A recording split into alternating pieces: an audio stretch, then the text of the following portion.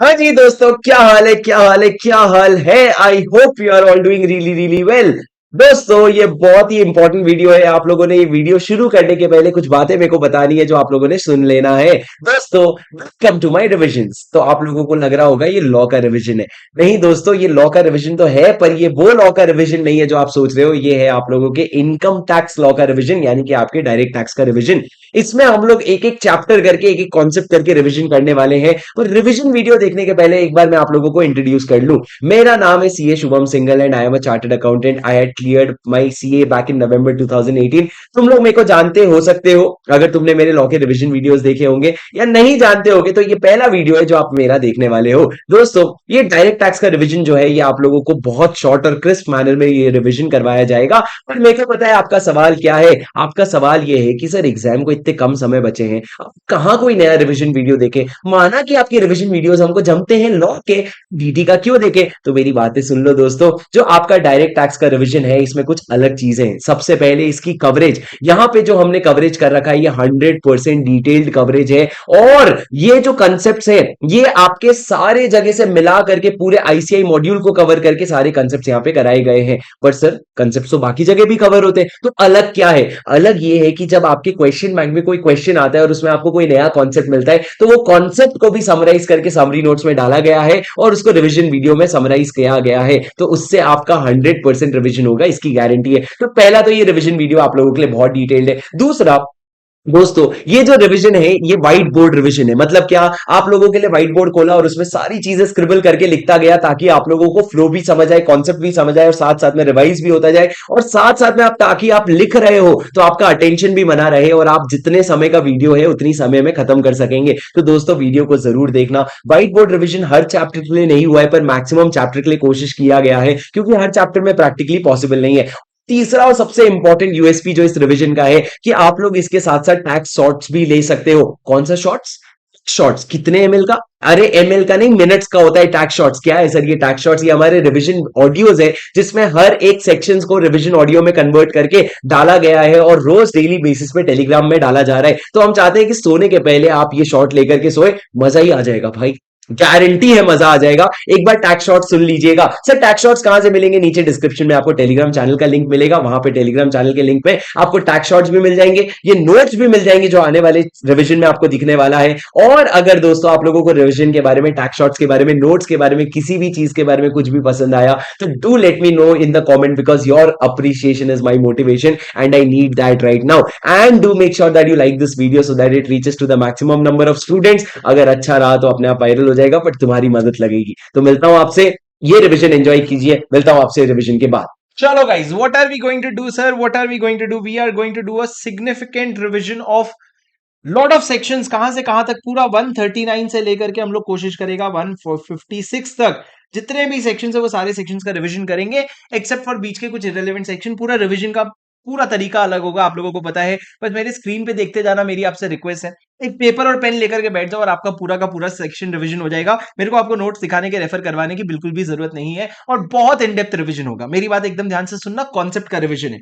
Section 139 क्या कहता है? सेक्शन 139 रिटर्न फाइलिंग के बारे में बात करता है। उसमें सबसेक्शन 1 सबसे पहले क्या कहता है कि हर कंपनी को और फर्म को रिटर्न फाइल करना पड़ेगा, इररेस्पेक्टिव ऑफ देयर इनकम और लॉस। कुछ भी हो, फर्क नहीं पड़ता, इनको उनको रिटर्न फाइल करना पड़ेगा।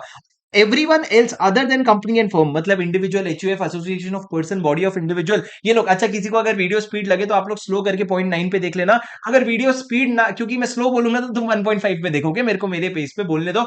सारी चीजें नोट कर लेना। अगर किसी और के लिए है, individual, HUF, body of individuals, या फिर अगर एसोसिएशन ऑफ पर्सन, तो हमने बोला तुमको रिटर्न तभी फाइल करना पड़ेगा अगर तुम्हारा टोटल इनकम जो है वो बेसिक एग्जेम्पशन लिमिट से ज्यादा है। बेसिक एग्जेम्पशन लिमिट को लॉ कैसे कहता है? Maximum amount which is not chargeable to tax. उन लोगों को क्या करना पड़ेगा? रिटर्न भरना पड़ेगा। पर अगर आपका total income basic exemption limit से ज्यादा नहीं है, तो फिर और भी कुछ केसेस है जहां पे आपको रिटर्न भरना पड़ सकता है। सबसे पहला, अगर एक रेसिडेंट असेसी है, other than resident but ordinary resident but not ordinary resident. अगर आप नॉट ऑर्डिनरी रेसिडेंट हो तो आपके लिए नहीं, अगर आप रेसिडेंट एंड ऑर्डिनरी रेसिडेंट हो तो उस केस में आपको रिटर्न भरना पड़ेगा अगर आप बेनिफिशियल ओनर हो of any asset which is located outside India. What is that asset? That asset includes financial interest in any entity. वो असेट में फाइनेंशियल इंटरेस्ट आ जाता है। या फिर अगर आप बाहर, आप साइनिंग अथॉरिटी रखते हो of any account which is outside India, or you are beneficiary of an asset which is situated outside India, asset which is located outside India, you will have to file the return of income. But अगर आप beneficiary हो पर आपकी income जो है ना वो beneficial owner के हैंड में टैक्सेबल हो जाती है, तो ये आपको फिर रिटर्न ऑफ इनकम नहीं भरना पड़ेगा। क्या कहा सर मैंने? ये आपका सेक्शन 139 का 1 का फोर्थ प्रोवाइजो है, जो कहता है कि अगर आप किसी असेट आउटसाइड इंडिया के बेनिफिशियल ओनर हो, या अगर आप साइनिंग अथॉरिटी रखते हो, या आप बेनिफिशियरी हो, तो आपको क्या करना पड़ेगा? आपको रिटर्न ऑफ इनकम भरना पड़ेगा। पर अगर आप बेनिफिशियरी हो और आपका इनकम बेनिफिशियल ओनर के हैंड में टैक्सेबल हो जाता है, तो आपको रिटर्न ऑफ इनकम भरना नहीं पड़ेगा। अब सर बेनिफिशियरी मतलब, बेनिफिशियल ओनर मतलब क्या होता है? वो इंसान जो कंसिडरेशन पे करता है, भले खुद के बेनिफिट के लिए या किसी और के बेनिफिट के लिए। बट बेनिफिशियरी कौन होता है? जो सिर्फ बेनिफिट लेता है, कंसिडरेशन नहीं देता है। उसके बाद क्या हो गया सर? ये आपका रजिस्टर्ड, ये लोग हो गए जिनको रिटर्न भरना पड़ेगा। उसके बाद इन्होंने आगे चल करके बोला रिटर्न कब तक भरना पड़ेगा? ड्यू डेट में। ड्यू डेट क्या होता है मैं थोड़े समय में बताता हूं। इसके अलावा और किसको रिटर्न भरना पड़ेगा? अगर कोई इंडिविजुअल है और उसकी जो टोटल इनकम है ना, total income before 54 series and 10A, आपका 54 सीरीज छोड़ दो, आपका 54, 54B, 54D, 54EC, 54F सब छोड़ दो, उसके पहले या चैप्टर 10 के डिडक्शन के पहले, चैप्टर 10A के एग्जेम्पशन के पहले, अगर आपका जो टोटल इनकम है ना वो बेसिक एग्जेम्पशन लिमिट से ज्यादा हो जाता है, चैप्टर 10A क्या बोल रहा हूं मैं, चैप्टर 6 से, चैप्टर 6 से भाई, चैप्टर 6A के डिडक्शन के पहले, चैप्टर 6A के डिडक्शन के पहले अगर वो बेसिक एग्जेम्पशन लिमिट के ऊपर हो जाता है ना, तो आपको क्या करना पड़ेगा? आपको रिटर्न ऑफ इनकम भरना पड़ेगा। और उसके बाद तीसरा वाला इन्होंने क्या बोला? कुछ हम प्रिस्क्राइब करेंगे, जैसे कि क्या, अगर आप करंट अकाउंट में 1 करोड़ से ज्यादा जमा करवा रहे हो, या अगर आपकी इलेक्ट्रिसिटी का बिल 1 लाख से ज्यादा का आ रहा है इन अ मंथ, या आप फॉरेन कंट्री के ट्रिप्स ले रहे हो जिसमें 2 लाख से ज्यादा का खर्चा हो रहा है खुद पे या किसी और पे, तो इन इन केसेस में, और such other conditions as may be prescribed, इन सब केसेस में आपको क्या करना पड़ेगा? आपको रिटर्न ऑफ इनकम भरना पड़ेगा। Sir what are the conditions that they have prescribed? बहुत सारी चीजें इन्होंने प्रिस्क्राइब की है। एक इंपॉर्टेंट है उसमें से कि आपका डिपॉजिट जो हो रहा है ना वो 50 लाख से ज्यादा होना चाहिए। डिपॉजिट जो है वो 50 लाख से ज्यादा होना चाहिए in the savings account. Current account में 1 करोड़ है, सेविंग अकाउंट में अगर 1 लाख से 50 लाख से ज्यादा हो गया एक साल में, तो आपको क्या करना पड़ेगा? उस साल का रिटर्न ऑफ इनकम भरना पड़ेगा। ये सारे लोगों को बोल दिया रिटर्न ऑफ इनकम भर देना ड्यू डेट तक। ड्यू डेट क्या है सर? अगर एक कंपनी है, अगर एक कंपनी है या कोई फर्म है, तो सॉरी, अगर एक कंपनी है या कोई क्लाइंट है जिसका ऑडिट होता है, तो उसके लिए ड्यू डेट हो गया 31 अक्टूबर। पर अगर आपको टीपी ऑडिट का रिपोर्ट देना है, तो आपके लिए हो गया 30 November. And in any other cases आपके लिए क्या हो गया? 31 जुलाई। अब आप एक ध्यान से बात सुनना, अगर फर्म है जिसको ऑडिट होने की जरूरत है, तो वो फर्म का डेट तो 31 अक्टूबर होगा, उसके साथ साथ उसके पार्टनर का डेट भी 31 अक्टूबर होगा। और अगर सेक्शन 5A एप्लीकेबल होता है, तो उस केस में स्पाउस के लिए भी डेट क्या होगा? स्पाउस के लिए भी डेट क्या होगा? 31 अक्टूबर ही होगा। ये सेम प्रोविजन टीपी के केस में, कि अगर फर्म को टीपी एप्लीकेबल है तो फर्म के लिए 30 नवंबर, पार्टनर के लिए 30 नवंबर, और उसके स्पाउस के लिए भी 30 नवंबर हो जाएगा। पर स्पाउस को ये प्रोविजन तभी अप्लाई होगा जब सेक्शन 5A अप्लाई होता है, जो एक पोर्टुगीज लोगों के लिए होता है, एक अलग कम्युनिटी के लिए बना है, वो बहुत सिलेक्टिवली गोवा में, दमन वगैरह में यूज होता है। हमारे लिए प्रैक्टिकली बहुत ज्यादा रिलेवेंट नहीं है, एग्जाम पॉइंट ऑफ व्यू से भी नहीं है। इसके बाद सर हमने आगे बढ़े, हमने 139(1) का रिटर्न समझा। अब अगर आप रिटर्न ड्यू डेट में नहीं जमा कर रहे हो, तो बेसिक 2 कॉन्सिक्वेंसेस होंगे जो अभी तक आपको पता होने चाहिए, 234A का और 234F का।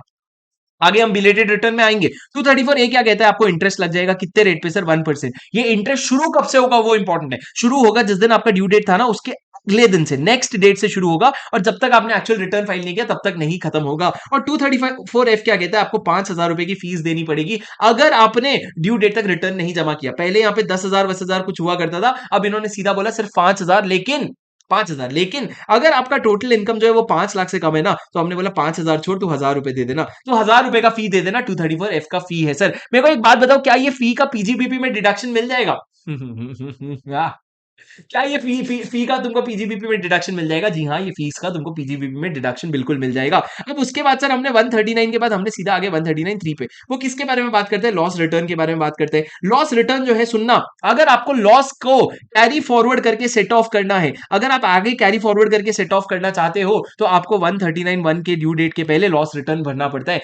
कौन से लॉस की बात कर रहा है? ये सिर्फ पीजीबीपी और कैपिटल गेन की लॉस की बात कर रहा है, उसके अलावा किसी लॉस की बात नहीं करता। अब सर उसके अलावा आप समझो, आपके सैलरी में और आईएफओएस में तो लॉस होते ही नहीं है, तो आपका बचा कौन सा हेड? आपका हाउस प्रॉपर्टी। अगर हाउस प्रॉपर्टी हेड में आपका लॉस है, उसके लिए सेक्शन 139(3) एप्लीकेबल नहीं होता है। मतलब अगर आपने ड्यू डेट के बाद भी अगर रिटर्न फाइल किया ना, तो भी ये वाले हाउस प्रॉपर्टी के लॉस को आप कैरी फॉरवर्ड और सेट ऑफ कर सकते हो। अगर आपने ड्यू डेट के बाद भी रिटर्न फाइल किया तो। पर अगर आपको पीजीबीपी और कैपिटल गेन का लॉस कैरी फॉरवर्ड और सेट ऑफ करना है तो उसके लिए रिटर्न पहले फाइल करना पड़ेगा।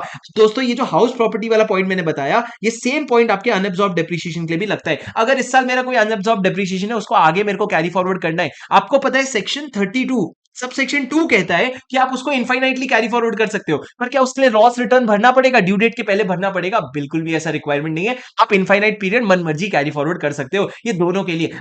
तो एक बात बताओ सर, 139(3) से सिमिलर एक सेक्शन है जो आप आगे चल करके पढ़ते हो, आपने आगे चल के सेट ऑफ कैरी फॉरवर्ड में सेक्शन 80 वाला। सेक्शन 80 क्या कहता है कि अगर आप कोई पुराने लॉसेस को सेट ऑफ करना चाहते हो तो जिस साल का लॉस है ना उस साल का रिटर्न आपने 139(1) के ड्यू डेट में भरा हो।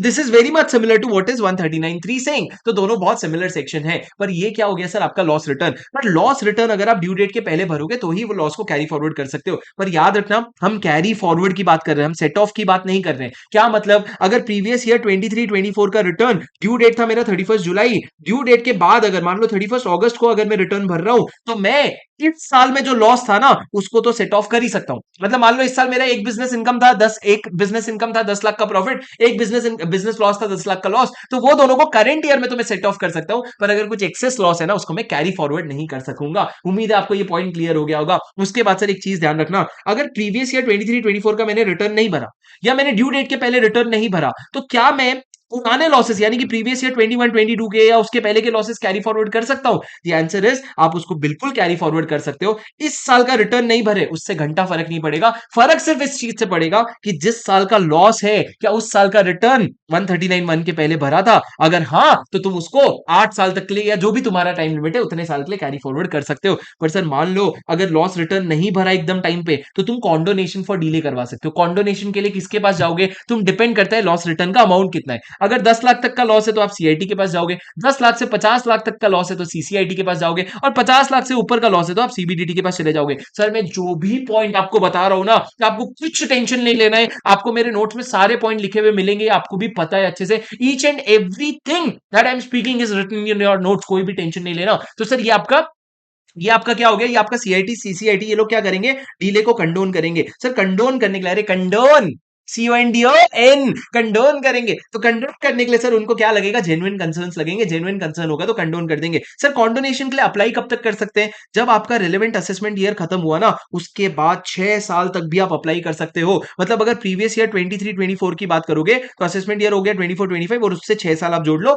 तब तक आप कंडोनेशन के लिए अप्लाई कर सकते हो। और जब आप अप्लाई करोगे ना उसके 6 महीने के अंदर आपको जवाब आ जाएगा कि आपका कंडोन होने वाला है कि नहीं होने वाला है, आपका लॉस रिटर्न कंडोनेशन में भरने वाले हो कि नहीं भरने वाले हो। उसके बाद सर सेक्शन 139(4), सेक्शन 139(4 सबसे क्या कहता है, मेरी बात एकदम ध्यान से सुनना। 139(4 कहता है बिलेटेड रिटर्न के बारे में, कि अगर आपने रिटर्न ड्यू डेट के पहले नहीं भरा तो आप बिलेटेड रिटर्न भर सकते हो। कब तक? आप 9 months from the end of relevant assessment year, 9 months from the end of relevant assessment year, इसको लॉ कहता है, sorry 3 months prior to the end of relevant assessment year. क्या बोल रहा हूं मैं? 3 months prior to the end of relevant assessment year or completion of assessment whichever is earlier।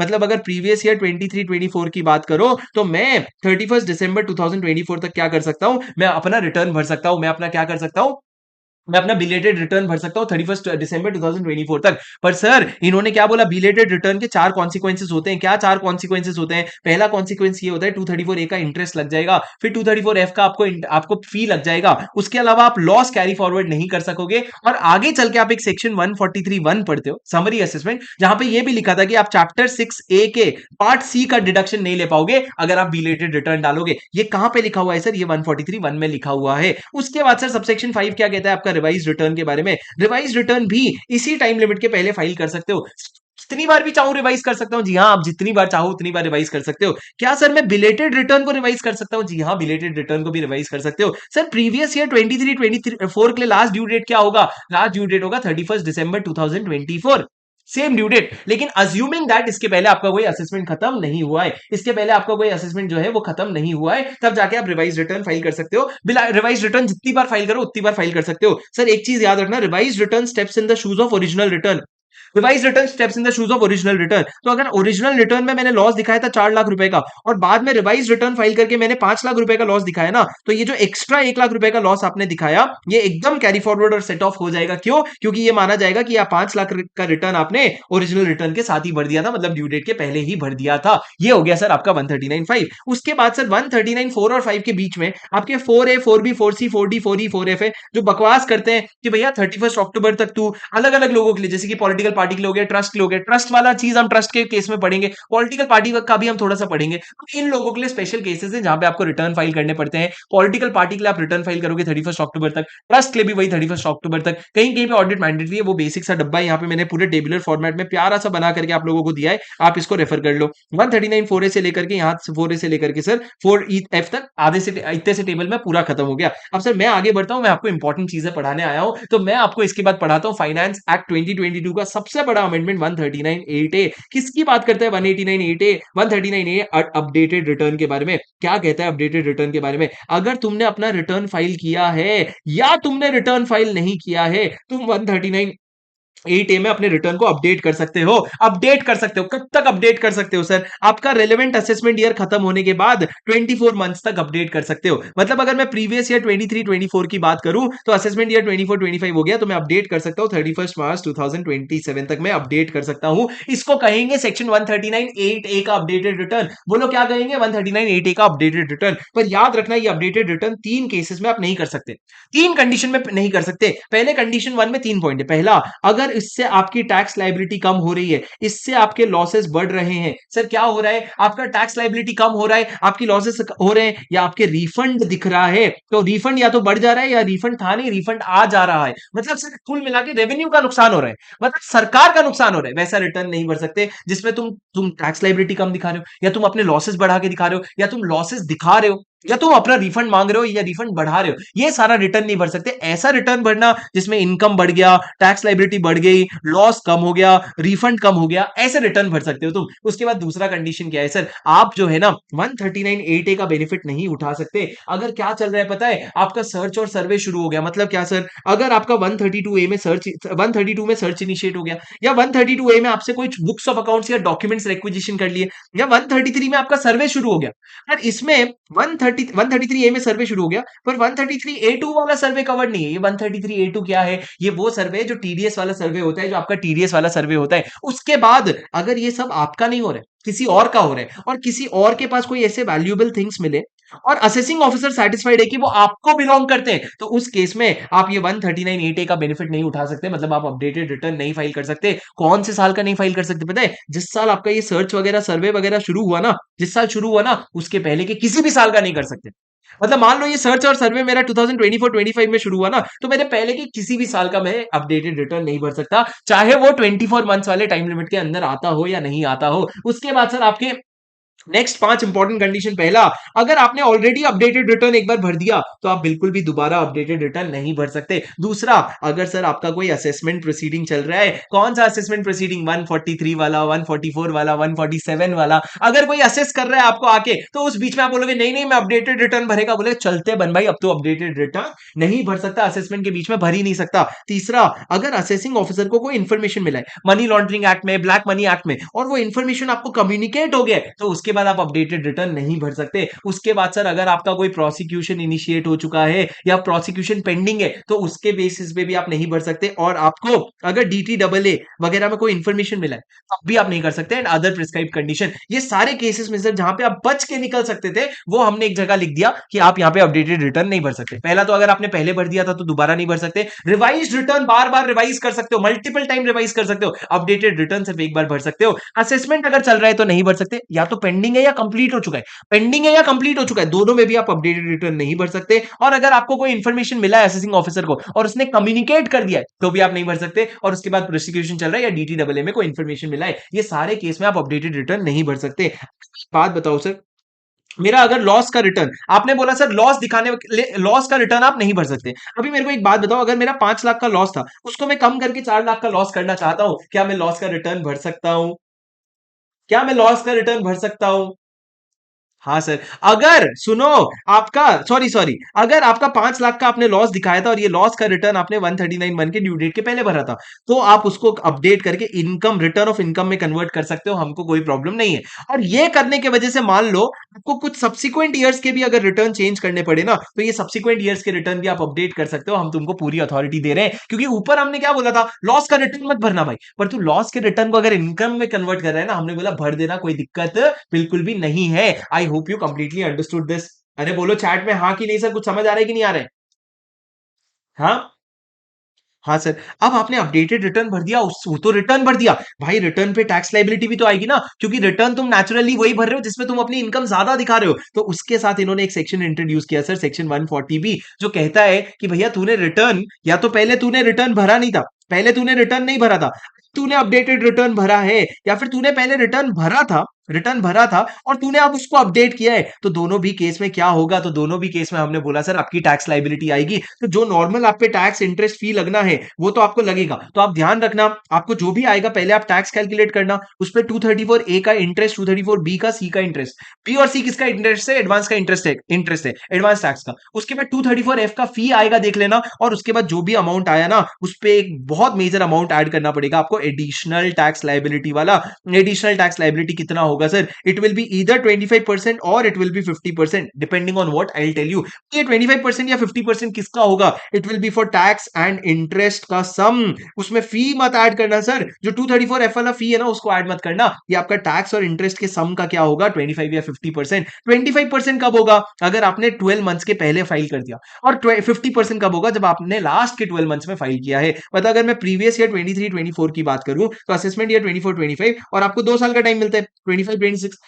तो आप ये समझो, अगर आपने 31 मार्च 2026 के पहले फाइल कर दिया, तो आपको 25% का एडिशनल टैक्स लाइबिलिटी लगेगा, वरना बाद में 50% का एडिशनल टैक्स लाइबिलिटी लगेगा। हमने क्लास में पूरा क्वेश्चन बना करके सर, हमने पूरा इलस्ट्रेशन बना करके देखा है, 2 इलस्ट्रेशन, पहला जहां पे रिटर्न फाइल नहीं हुआ था और आपने अपडेटेड रिटर्न भरा, और दूसरा जहां पे आपका रिटर्न फाइल हुआ था और वो रिटर्न को आपने क्या करा है, अपडेट करा है, तो उसका पूरा सोल्यूशन अपन ने देखा है। I hope this concept was very clear to you. हमने 234 एबीसी का भी पूरा कैलकुलेशन करके समझा था, छोटी छोटी चीज समझी थी सर, समय लगा था, पर आज आपके कॉन्सेप्ट क्लियर है कि कैसे हम अपडेट आप ना टैक्स लाइबिलिटी निकालते हैं। उसके बाद सर अपन ने 139 सबसेक्शन 9 पढ़ा था, डिफेक्टिव रिटर्न क्या है, कुछ भी नहीं है सर। डिफेक्टिव रिटर्न क्या कहता है, अगर आपका असेसिंग ऑफिसर जो है ना उसको लगता है रिटर्न डिफेक्टिव है, डिफेक्टिव कब होगा सर, मैं आपको आगे चल के अभी थोड़ी देर में बताऊंगा डिफेक्टिव कब नहीं होगा। तो डिफेक्टिव अगर उसको लगता है ना, वो आपको इंटीमेट करेगा कि भैया रेक्टिफाई करके दे, या तो 15 दिन में, या जो एक्सटेंडेड टाइम में तेरे को दूंगा। अगर तुमने रेक्टिफाई करके दे दिया, बात खत्म। अगर तुमने रेक्टिफाई करके नहीं दिया तो सुन ही नहीं रहे हो, सुन ही नहीं रहे हो, क्या करूं मैं, तुम थोड़ा देखो ना, तुम्हारा हाथ चलेगा तो ध्यान रहेगा सर। अगर तुमने रेक्टिफाई करके नहीं दिया तो फिर उस रिटर्न को इनवैलिड मान लिया जाएगा, क्या कर लिया जाएगा, इनवैलिड मान लिया जाएगा। और ये मानेंगे कि तुमने कभी रिटर्न ऑफ इनकम फर्निश ही नहीं किया था, ये मानेंगे कि तुमने कभी रिटर्न ऑफ इनकम जो है फर्निश ही नहीं किया था। ये आपका रिटर्न ऑफ इनकम वाला केस हो गया। आप मेरी बात एकदम ध्यान से सुनना सर, कौन से केस में रिटर्न को डिफेक्टिव नहीं माना जाता है, अगर आपने बकायदा सारे एनेक्शर्स दे दिए, आपने सारे एनेक्शर्स अटैच करके दे दिए जो आपको देने चाहिए थे, अगर आपने रिटर्न में एक स्टेटमेंट दे दिया टैक्स कंप्यूटेशन का, पूरा टैक्स ऑडिट का रिपोर्ट दे दिया, अगर आपने टीडीएस वगैरह का, एडवांस टैक्स वगैरह का प्रूफ दे दिया, अगर आप बुक्स मेंटेन करते हो तो आपने सारे अकाउंट्स भी दे दिए और पर्सनल अकाउंट्स भी दे दिए, अगर आप बुक्स मेंटेन नहीं करते हो तो आपने ग्रॉस प्रॉफिट, नेट प्रॉफिट सारा कैलकुलेट करके, कैसे कैलकुलेट किया वो भी समझा दिया। मतलब अगर सामने से आपने सारी चीजें कर ली ना, तो हम आपको डिफेक्टिव नहीं बोलेंगे। अगर कुछ भी चीज छूट गई ना, तो हम रिटर्न डिफेक्टिव बोल सकते हैं। जैसे कि मान लो तुम जब रिटर्न जमा करते हो तो तुमको प्रूफ ऑफ टैक्स देना पड़ता है, तुमने अगर नहीं दिया तो वो डिफेक्टिव रिटर्न है, वो तुमको बोलेगा प्रूफ ऑफ टैक्स दे दो, 15 दिन में दे देना। अगर नहीं दिया ना, तो तुम्हारा रिटर्न पूरा इनवैलिड माना जाएगा, ऐसा माना जाएगा तुमने रिटर्न ही नहीं भरा है। उसके बाद सर 139 के बाद हम आगे 140 पे। 140 वेरिफिकेशन ऑफ रिटर्न की बात करता है। अपना 139 ए और 139 डबल ए पेंडिंग है, वो छोड़ दो, वो मैं अगले रिवीजन में करवाऊंगा तुमको। अभी 140 सुनो। 140 क्या कहता है, इंडिविजुअल के केस में क्या होगा, इंडिविजुअल के केस में कौन वेरीफाई करेगा, खुद कर सकता है, खुद नहीं कर रहा है तो किसी ऑथराइज्ड पर्सन को देगा। ऑथराइज्ड पर्सन कैसे ऑथराइज होगा सर, पावर ऑफ अटॉर्नी से ऑथराइज होगा। और अगर पागल है, दिमाग खराब है, हम पागल नहीं है भैया, हमारा तो दिमाग खराब है, तो हम गार्डियन को दे देंगे, गार्डियन को साइन करने के लिए। एचयूएफ का रिटर्न कौन वेरीफाई करता है, एचयूएफ का रिटर्न वेरीफाई करता है, करता है, करता डज दी वेरिफिकेशन सर, करता डज दी वेरिफिकेशन, पर करता नहीं है तो कोई एडल्ट मेंबर करता है। और उसके बाद करता नहीं है तो कंपनी, सुनो, कंपनी कंपनी के केस में कौन करता है सर? मैनेजिंग डायरेक्टर करता है। मैनेजिंग डायरेक्टर नहीं है तो कोई भी डायरेक्टर करता है। और उसके बाद अगर फॉरेन कंपनी है तो सिर्फ ऑथराइज्ड पर्सन क्या करते हैं? अपने रिटर्न को वेरीफाई करते हैं। वाइंडिंग अप के केस में लिक्विडेटर वेरीफाई करता है। और अगर CIRP corporate insolvency resolution process चल रहा है तो इंसॉल्वेंसी प्रोफेशनल करता है। और उसके बाद अगर मैनेजमेंट को एसजी या सीजी ने ले लिया तो प्रिंसिपल ऑफिसर आपका साइन करता है। फर्म के केस में मैनेजिंग पार्टनर, एलएलपी के केस में डेजिग्नेटेड पार्टनर, नहीं है तो कोई भी और पार्टनर जो है वो साइन कर देगा। बस ध्यान रखना माइनर नहीं होना चाहिए। और बाकी केसेस में sir usually principal officer sign करते हैं। कोई बहुत इंपॉर्टेंट कॉन्सेप्ट नहीं है, बस यूं ही है। 140 ये बताओ सर सेल्फ असेसमेंट टैक्स क्या होता है? आप अपना इनकम निकालोगे, टोटल इनकम, और उस पर आप अपना टैक्स निकालोगे, इंटरेस्ट निकालोगे 234 एबीसी का, और फी निकालोगे 234 एफ का। ये निकालोगे, लेकिन जब आप ये पे करोगे तो उसके सामने आप अपना एडवांस टैक्स डिडक्ट करोगे, टीडीएस टीसीएस डिडक्ट करोगे। अगर आपको 89 90 91 90 का कोई रिलीफ मिल रखा है, ये सैलरी वाला रिलीफ है और वो फॉरेन टैक्स वाला रिलीफ है, तो वो रिलीफ एडजस्ट करना। मैट का या एएमटी का कोई क्रेडिट चला आ रहा है तो उसको रिलीफ, उसको एडजस्ट करना। और अगर आपका टैक्स या इंटरेस्ट है अंडर सेक्शन 191(2), ये हम आगे चल करके बहुत विस्तार में पढ़ेंगे, तो ये सारी चीजें एडजस्ट करने के बाद जो टैक्स पेबल आता है उसको पे कर देना। तुमने जो पे कर दिया वो अमाउंट अगर शॉर्टफॉल निकला ना तो पहले उसको फी के सामने एडजस्ट करेंगे, फिर इंटरेस्ट के सामने एडजस्ट करेंगे, और फिर टैक्स के सामने। क्यों? क्योंकि टैक्स के सामने फिर आपको बाद में और इंटरेस्ट मिलता रहेगा ना, तो इसलिए सबसे पहले फी एडजस्ट होगा, फिर इंटरेस्ट, और फिर टैक्स एडजस्ट होगा। और अगर तुमसे हमने डिमांड, अगर तुमने पैसा नहीं दिया ना तो तुमको इंटरेस्ट 220 और पेनल्टी 221 में भी लगेगा। ये तो और ही लगेगा 220 और 221 में, 220 और 221 में लगेगा अगर आप डीम्ड असेसिन डिफॉल्ट हो गए। ये आपका सर आपका 140 ए हो गया। अब मेरे स्क्रीन पे पूरा ध्यान देना राजा। अब आपका असेसमेंट शुरू हो रहा है, असेसमेंट के पहले इंक्वायरी बिफोर असेसमेंट शुरू हो रहा है। सारी चीजें आपको मैं स्क्रीन पे लिख के दूंगा, आप भी मेरे साथ साथ लिख लेना। सर ऐसा रिवीजन नहीं होता है, सारी चीजें स्क्रीन पे लिख के दूंगा, आपके पास बुक जो है जैसा है नहीं है दिमाग में लिखो अपने। पर मेरी बात एकदम ध्यान से सुनो प्लीज, सारे कॉन्सेप्ट्स क्लियर हो जाएंगे। सर आपका सेक्शन 142 क्या कहता है? 142 क्या कहता है, एकदम ध्यान से सुनना। 142 कहता है inquiry before assessment. Inquiry before assessment, अभी असेसमेंट शुरू नहीं हुआ है। इसको दो पार्ट में डिवाइड करो। एक 142 सबसेक्शन 1 जो इंक्वायरी की बात करता है, और एक सबसेक्शन 2 है जो स्पेशल ऑडिट की बात करता है, स्पेशल ऑडिट की बात करता है। सबसेक्शन 1 क्या कहता है? सबसेक्शन 1 कहता है कि अगर एक असेसिंग, अगर तुमने या तो रिटर्न ऑफ इनकम फाइल किया है या तो सेक्शन 139 के अंदर, या फिर तुमने रिटर्न ऑफ इनकम नहीं फाइल किया है, तो असेसिंग ऑफिसर जो है ना वो आपको एक नोटिस भेज करके तीन बातें बोल सकता है। पहला चीज बोल सकता है भैया रिटर्न ऑफ इनकम नहीं फाइल किया है तो जरा रिटर्न ऑफ इनकम फाइल करो। रिटर्न ऑफ इनकम फाइल कर दिया है तो कुछ डॉक्यूमेंट्स और इन्फॉर्मेशन मंगवा सकता है, और साथ में आपको कुछ ऐसे स्टेटमेंट ऑफ असेट्स और लायबिलिटी भी देने बोल सकता है जो तुम्हारे बुक्स ऑफ अकाउंट्स में इंक्लूडेड नहीं है। पर अगर आप इस तरह का स्टेटमेंट मंगवा रहे हो ना जो बुक्स में इंक्लूडेड नहीं है, तो आपको जॉइंट कमिश्नर का प्रायर अप्रूवल लेना पड़ेगा, उसके बाद ही तुम दादागिरी दिखा सकते हो। अगर तुम बुक्स ऑफ अकाउंट्स वगैरह मंगवा रहे हो ना तो लॉ ने कहा जब मैक्सिमम पिछले 3 साल का मंगवा सकते हो, उससे ज्यादा का बुक्स ऑफ अकाउंट्स तुम नहीं मंगवा सकते।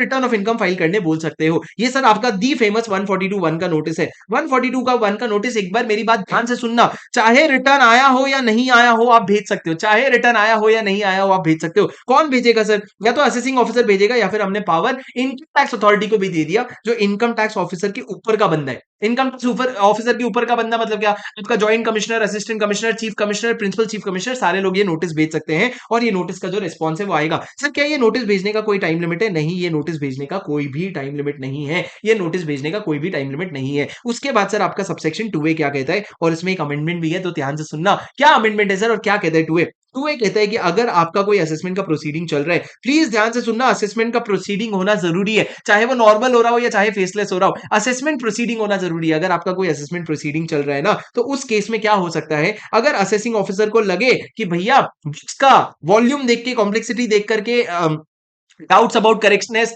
मल्टीप्लिसिटी ऑफ ट्रांजैक्शन और स्पेशलाइज नेचर ऑफ ट्रांजैक्शन, ये सारी चीजें देख करके, and in the interest of revenue, अगर उसको लगता है कि हमको इसके बुक्स का ऑडिट करवाना चाहिए, तो सबसे पहले वो क्या करेगा, वो पीसीसी सीसी पीसीसी का अप्रूवल लेगा। Principal chief commissioner Priyanka Chopra commissioner, Priyanka chief commissioner, principal commissioner और कमिश्नर, ये लोगों का अप्रूवल लेगा। ये अप्रूवल लेकर के क्या बोलेगा, ऑडिट करवाओ। ऑडिट कौन करेगा सर? ऑडिट चार्टर्ड अकाउंटेंट करेगा, जिसको ये लोग नॉमिनेट करेंगे। और इसकी फीस कौन भरेगा सर? सेंट्रल गवर्नमेंट इसकी फीस भरेगा। और ऑडिट करने के बाद ऑडिट रिपोर्ट बना करके किसको देगा? वो असेसिंग ऑफिसर को रिपोर्ट देगा। कितने दिन के अंदर? जितना समय लिखा है उतने समय के अंदर। अगर उतने समय में नहीं दे पाया तो एक्सटेंशन मिल सकता है, पर मैक्सिमम आपको 180 डेज का एक्सटेंशन मिलेगा, उससे ज्यादा का एक्सटेंशन नहीं मिलेगा। उतने में रिपोर्ट बना करके देना पड़ेगा। अब सर मेरी बात एकदम ध्यान से सुनना, ये तो हो गया आपका ऑडिट का केस, लेकिन ये ऑडिट ऑर्डर करने के पहले एक बहुत इंपॉर्टेंट प्रोविजन है कि आपको reasonable opportunity of being heard देना पड़ेगा। You will have to give rube reasonable opportunity of being heard to the assessee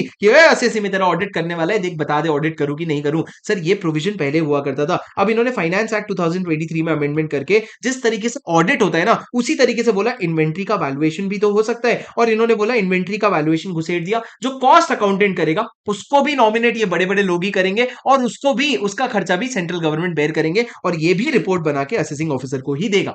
और ये ऑर्डर करने के पहले भी आपको अपॉर्चुनिटी ऑफ बीइंग हर्ड देना ही पड़ेगा। तो सब कुछ वही है, फर्क क्या है, बस उधर ऑडिट है इधर वैल्यूएशन है। तो ये आपका फाइनेंस एक्ट 23 से ऐड हुआ है, जो आपके नवंबर वालों के लिए रेलेवेंट नहीं है, पर ये चीजें हैं। उसके बाद सर मैंने क्या कहा, अगर आपको कोई भी मटेरियल गैदर होता है ना, जैसे ऑडिट करवा के या कुछ और इन्फॉर्मेशन मांग के, ये सारा मटेरियल गैदर करके आप असेसमेंट में यूज कर सकते हो, लेकिन असेसमेंट में यूज करने के पहले आपको अपॉर्चुनिटी ऑफ बीइंग हर्ड देना पड़ेगा। सर ये ना income tax principle of natural justice पे बहुत भरोसा रखता है, आपको हर जगह अपॉर्चुनिटी ऑफ बीइंग हर्ड देने कहता रहता है। क्या तुमको मेरी बात समझ आई? हाँ sir.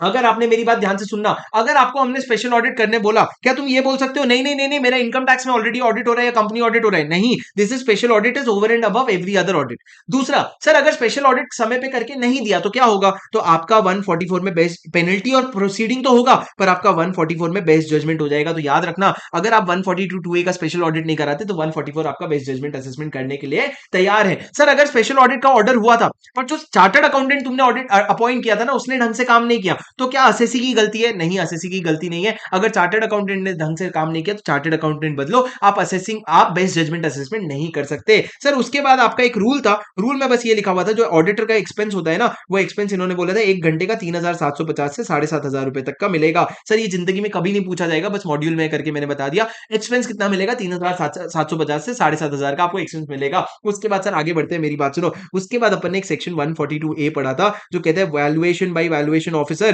Valuation by valuation officer, अगर असेसिंग ऑफिसर को during the course of proceeding ऐसा लग रहा है कि मेरे को ना किसी चीज का वैल्यूएशन करवाना चाहिए, तो वो केस को वैल्यूएशन ऑफिसर को रेफर करेगा। सर वैल्यूएशन ऑफिसर कौन होता है? जो आपके वेल्थ टैक्स में डिफाइंड है। वैल्यूएशन ऑफिसर क्या करेगा? वैल्यूएशन करके एक रिपोर्ट बना करके देगा, और ये रिपोर्ट को यूज करने के पहले आप असेसी को अपॉर्चुनिटी ऑफ बीइंग हर्ड दोगे। आप अपॉर्चुनिटी ऑफ बीइंग हर्ड दोगे। सवाल ये है सर ये रिपोर्ट कितने समय के अंदर बना करके देगा? ये आपको 6 महीने के अंदर बना के देगा, from the end of month in which reference was made. जब इसको बोला गया उसके 6 महीने के अंदर। अब एक बात बताओ सर, असेसिंग ऑफिसर कब ये रेफरेंस देगा? क्या ऐसा लिखा है लॉ में कि जब उसको शक हो तभी देगा? नहीं, ऐसा लॉ में नहीं लिखा है। लॉ में बस ये लिखा है तुमको जब मर्जी तुम वैल्यूएशन ऑफिसर के पास चले जाना। ऐसा नहीं कि तुमको अगर बुक्स के करेक्टनेस पे डाउट है, तुमको अगर वैल्यू पे डाउट हो रहा है तभी जाओगे। तुम्हारी जब मर्जी, तुमको जब सही लगता है जब तब जाकर के तुम वैल्यूएशन करवा लेना, और वो वैल्यूएशन करके आपको रिपोर्ट दे देगा और आप उसको यूज कर सकते हो। सर समझे क्या? Yes sir. अब हमारा मेन असेसमेंट शुरू होता है। आपने 142 पढ़ा, 142 क्या था? Inquiry before assessment. 142 क्या था? Inquiry before assessment. अब हम क्या पढ़ेंगे? अब हम असेसमेंट पढ़ेंगे मेन हम अब सर 4 तरह का असेसमेंट पढ़ने वाले हैं। आपको पता है असेसमेंट 4 तरह के होते हैं। पहला कौन सा असेसमेंट होता है? Summary assessment under 143 subsection 1, scrutiny assessment under 143(3), उसके बाद income escaping best judgment assessment under 144 and income escaping assessment under section 147। पहले 143 पढ़ेंगे सर। समरी असेसमेंट क्या कहता है? समरी असेसमेंट ये कहता है कि भैया 5 स्टेप का प्रोसेस है, ध्यान से सुनना। 143(1) क्या कहता है? 5 स्टेप का प्रोसेस है, ध्यान से सुनना। समरी असेसमेंट में सबसे पहले क्या होता है? जब आपका रिटर्न ऑफ इनकम फाइल हो जाता है। रिटर्न ऑफ इनकम फाइल होना बहुत मैंडेटरी है, या तो 139 में करवा लो या 142 में, या तो 139 में करवा लो या 142 में। सर रिवीजन है ना राजा, पहली बार नहीं पढ़ रहे हैं ना। अभी मैं आपको 142 बोल रहा हूं तो शायद आपका दिमाग क्लिक ना करे 142 क्या है। तो मैं क्या 142 अभी पढ़ाया हुआ फिर से समझा पाऊंगा क्या? राजा नहीं कर पाऊंगा ना रिवीजन में। तो थोड़ा मेरे स्पीड को ये समझ के चलना कि वो स्पीड है जिसमें अगर आपको 1.5 दिन में डीटी का 70% भी खत्म करना है ना एग्जाम के पहले, कसम अगर 70% भी रिवीजन करना चाहते हो ना एग्जाम के पहले, तो अगर उतना करने का इच्छा है ना तो ये स्पीड लानी पड़ेगी दोस्त। ठीक है, तो मेरे को कहीं स्लो करने के चक्कर छोड़ो, अपने आप को आगे लाने का चक्कर रखो, जिन दोनों खुश रहेंगे। ठीक है, मेरी बात सुनो। नहीं तो क्या कहा था मैंने? 0.9 तो होता ही है। मेरे को पता है मैं स्पीड बोल रहा हूं, पर मैं बोल रहा हूं ये कंट्रोल तो लाना पड़ेगा ना तुमको। एग्जाम मेरा थोड़ी तुम्हारा है भाई। सुन लो सर मेरी बात। असेसमेंट शुरू किया हूं, बहुत इंपॉर्टेंट है, पूरा ध्यान मेरे को आपका चाहिए प्लीज राजा, इधर प्लीज ध्यान दे दो अपना। 143(1) क्या कहता है? Summary assessment. समरी असेसमेंट एकदम प्यार से समझाऊंगा, सारी चीजें बताऊंगा, कसम है, एक पॉइंट नहीं छोड़ूंगा, बस तुम सुन लो मेरी बात, एकदम रख के सुन लो। ठीक है, 143(1) क्या कहता है? Summary assessment. 143(1) क्या कहते हैं, समरी असेसमेंट। समरी असेसमेंट में रिटर्न आना जरूरी है, वरना रिटर्न प्रोसेस होगा ही नहीं। या तो रिटर्न 139 में आ गया कोई भी सेक्शन में, या फिर 142(1) में तुमने ना नोटिस भेजा था, ए रिटर्न फर्निश कर, उसमें आ गया। अब रिटर्न फर्निश हो गया ना, क्या होगा सर, अब आपका 5 स्टेप चेक होगा। सबसे पहले 5 चीजें चेक होगी। सबसे पहला, कोई अरिथमेटिकल एरर दिख रहा है क्या आपको, अरिथमेटिकल एरर सुधार देना, समझाऊंगा नहीं अभी बैठ के। दूसरा, क्या आपने कोई इनकरेक्ट क्लेम कर रखा है, और ऐसा इनकरेक्ट क्लेम जो रिकॉर्ड से अपेरेंट है। इनकरेक्ट क्लेम मतलब क्या, अगर आपने कोई क्लेम कर रखा है जो इनकंसिस्टेंट है और रिटर्न में अपने आप दिख रहा है। या दूसरा, आपने कोई क्लेम कर रखा है जिसके लिए सपोर्टिंग आपने फर्निश नहीं कर रखा है। या तीसरा, आपने कोई क्लेम कर रखा है जिसमें आपने डिडक्शन लिमिट से ज्यादा मांग रखा है। तो ये तीनों भी क्लेम इनकरेक्ट क्लेम माने जाएंगे। सर एक एक एग्जांपल फटाफट दे देता हूं। अगर आपने इंटरेस्ट फ्रॉम सेविंग्स अकाउंट दिखाया 5,000 का, और आपने 80 का डिडक्शन ले लिया 10,000 का, तो ये तो गलत हो गया ना, तो ये इनकंसिस्टेंट है और इसलिए ये डिनाई हो जाएगा। अगर आपको पैन कार्ड फर्निश करना था किसी का, आपने नहीं किया, या अगर आपको 35 सेक्शन 35 में 100% डिडक्शन मिलता है, तुमने 150 मांग लिया, तो it is very apparent from record return and it will B disallowed. तो ये क्या हो गया सर, आपका इनकरेक्ट क्लेम। तीसरा क्या है, अगर आपने कोई लॉस सेट ऑफ का क्लेम किया, पर वो लॉस जो है ना, लॉस रिटर्न आपने 139(1) के पहले नहीं भरा था, तो ये वाला लॉस आपका डिसअलाउ हो जाएगा। चौथा, अगर आपके ऑडिट रिपोर्ट में कोई एक्सपेंस डिसअलाउ हुआ है, या कोई इनकम टैक्सेबल हुआ है, तो वो दोनों भी अगर आपने अपने रिटर्न में नहीं दिखाया है, तो उसका एडजस्टमेंट हो जाएगा। एंड लास्ट, अगर आपने रिटर्न 139 के ड्यू डेट के पहले नहीं भरा ना, तो आपको चैप्टर 6A पार्ट सी का डिडक्शन नहीं मिलेगा, और सेक्शन 10AA का भी डिडक्शन का एग्जेम्पशन नहीं मिलेगा। तो ये दोनों आपका डिसअलाउ हो जाएगा। ये 5 के 5 एडजस्टमेंट कब होते हैं सर, ये 5 के 5 एडजस्टमेंट होते हैं आपके,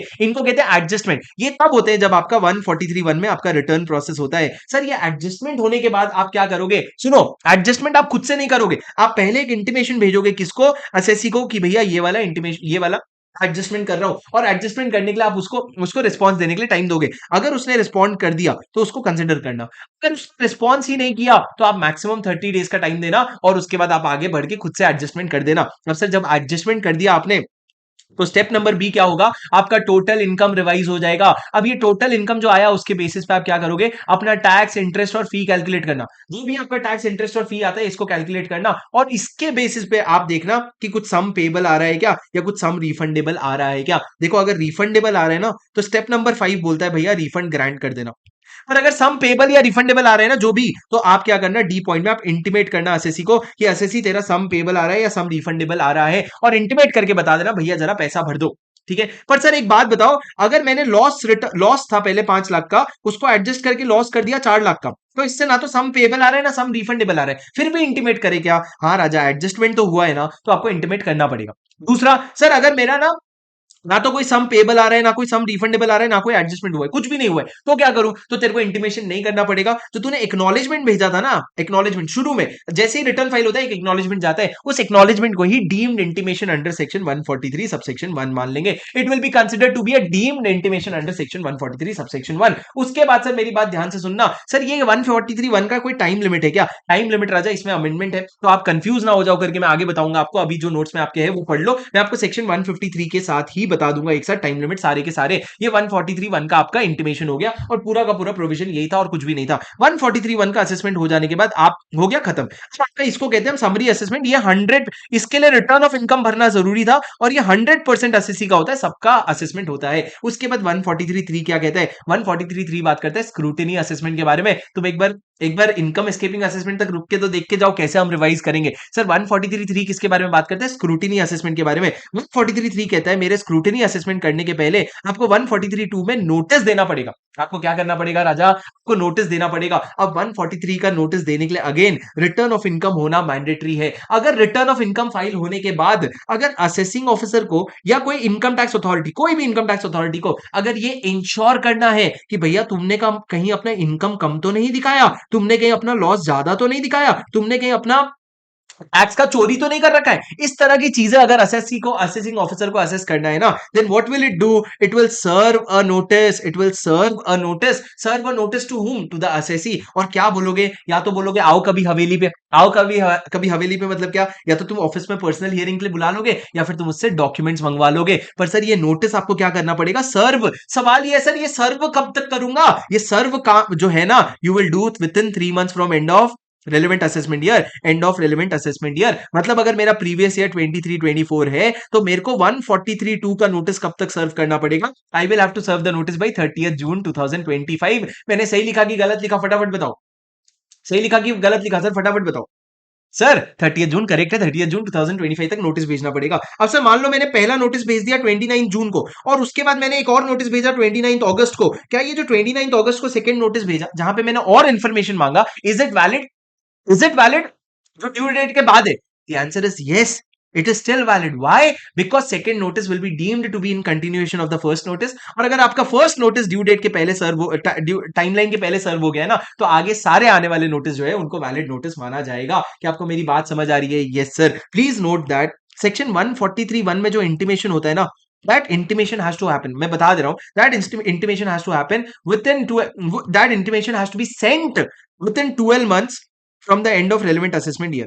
ये जो नवंबर वाले बच्चे उनके लिए 9 महीने, नवंबर वाले बच्चे जो है अभी नवंबर 23 वाले उनके लिए 9 महीने। सर आपको यहाँ पे सेंट लिखा है 9 महीने के अंदर, पर 143(2) में ना the word used is served. Served मतलब क्या? सामने वाले तक पहुंच जाना चाहिए। इंटीमेशन जो है सिर्फ हम भेज दिया, हमारा काम खत्म हो गया। 143(2) में सर्व होना चाहिए, सामने वाले को मिलना चाहिए, तभी उसको वैलिड इंटीमेशन माना जाएगा। अब जैसे ही 143(2) में आपका इंटीमेशन पहुंच गया ना, तो आप 143(3) में क्या करोगे राजा? आप रेगुलर असेसमेंट करोगे, या फिर आप ये बोल लो स्क्रूटिनी असेसमेंट करोगे। स्क्रूटिनी असेसमेंट में आप क्या करोगे? आपने नोटिस भेजा, नोटिस का रिप्लाई आया या नहीं आया, एज द केस में भी, उसके बेसिस पे आपके पास जो भी इंफॉर्मेशन है और आप जो भी मटेरियल गैदर कर सकते हो, उसके बेसिस पे आप स्क्रूटिनी असेसमेंट करके आप नोटिस दे दोगे। उसके बाद सर इन्होंने 3 अलग अलग पॉइंट लिखे हैं जो एकदम फालतू है, पर फिर भी सुन लो। अगर मान लो क्या कर रहे हो आप किसी ट्रस्ट, अगर किसी रिसर्च एसोसिएशन या ऑर्गेनाइजेशन की बात करो, उनको आप सेक्शन 10 का बेनिफिट देते हो। अब ये रिसर्च का आपने क्या खोला? स्क्रूटिनी असेसमेंट खोला, और स्क्रूटिनी में आपको लग रहा है कि ये रिसर्च एसोसिएशन ना कंडीशन को कंप्लाई नहीं कर रहे हैं,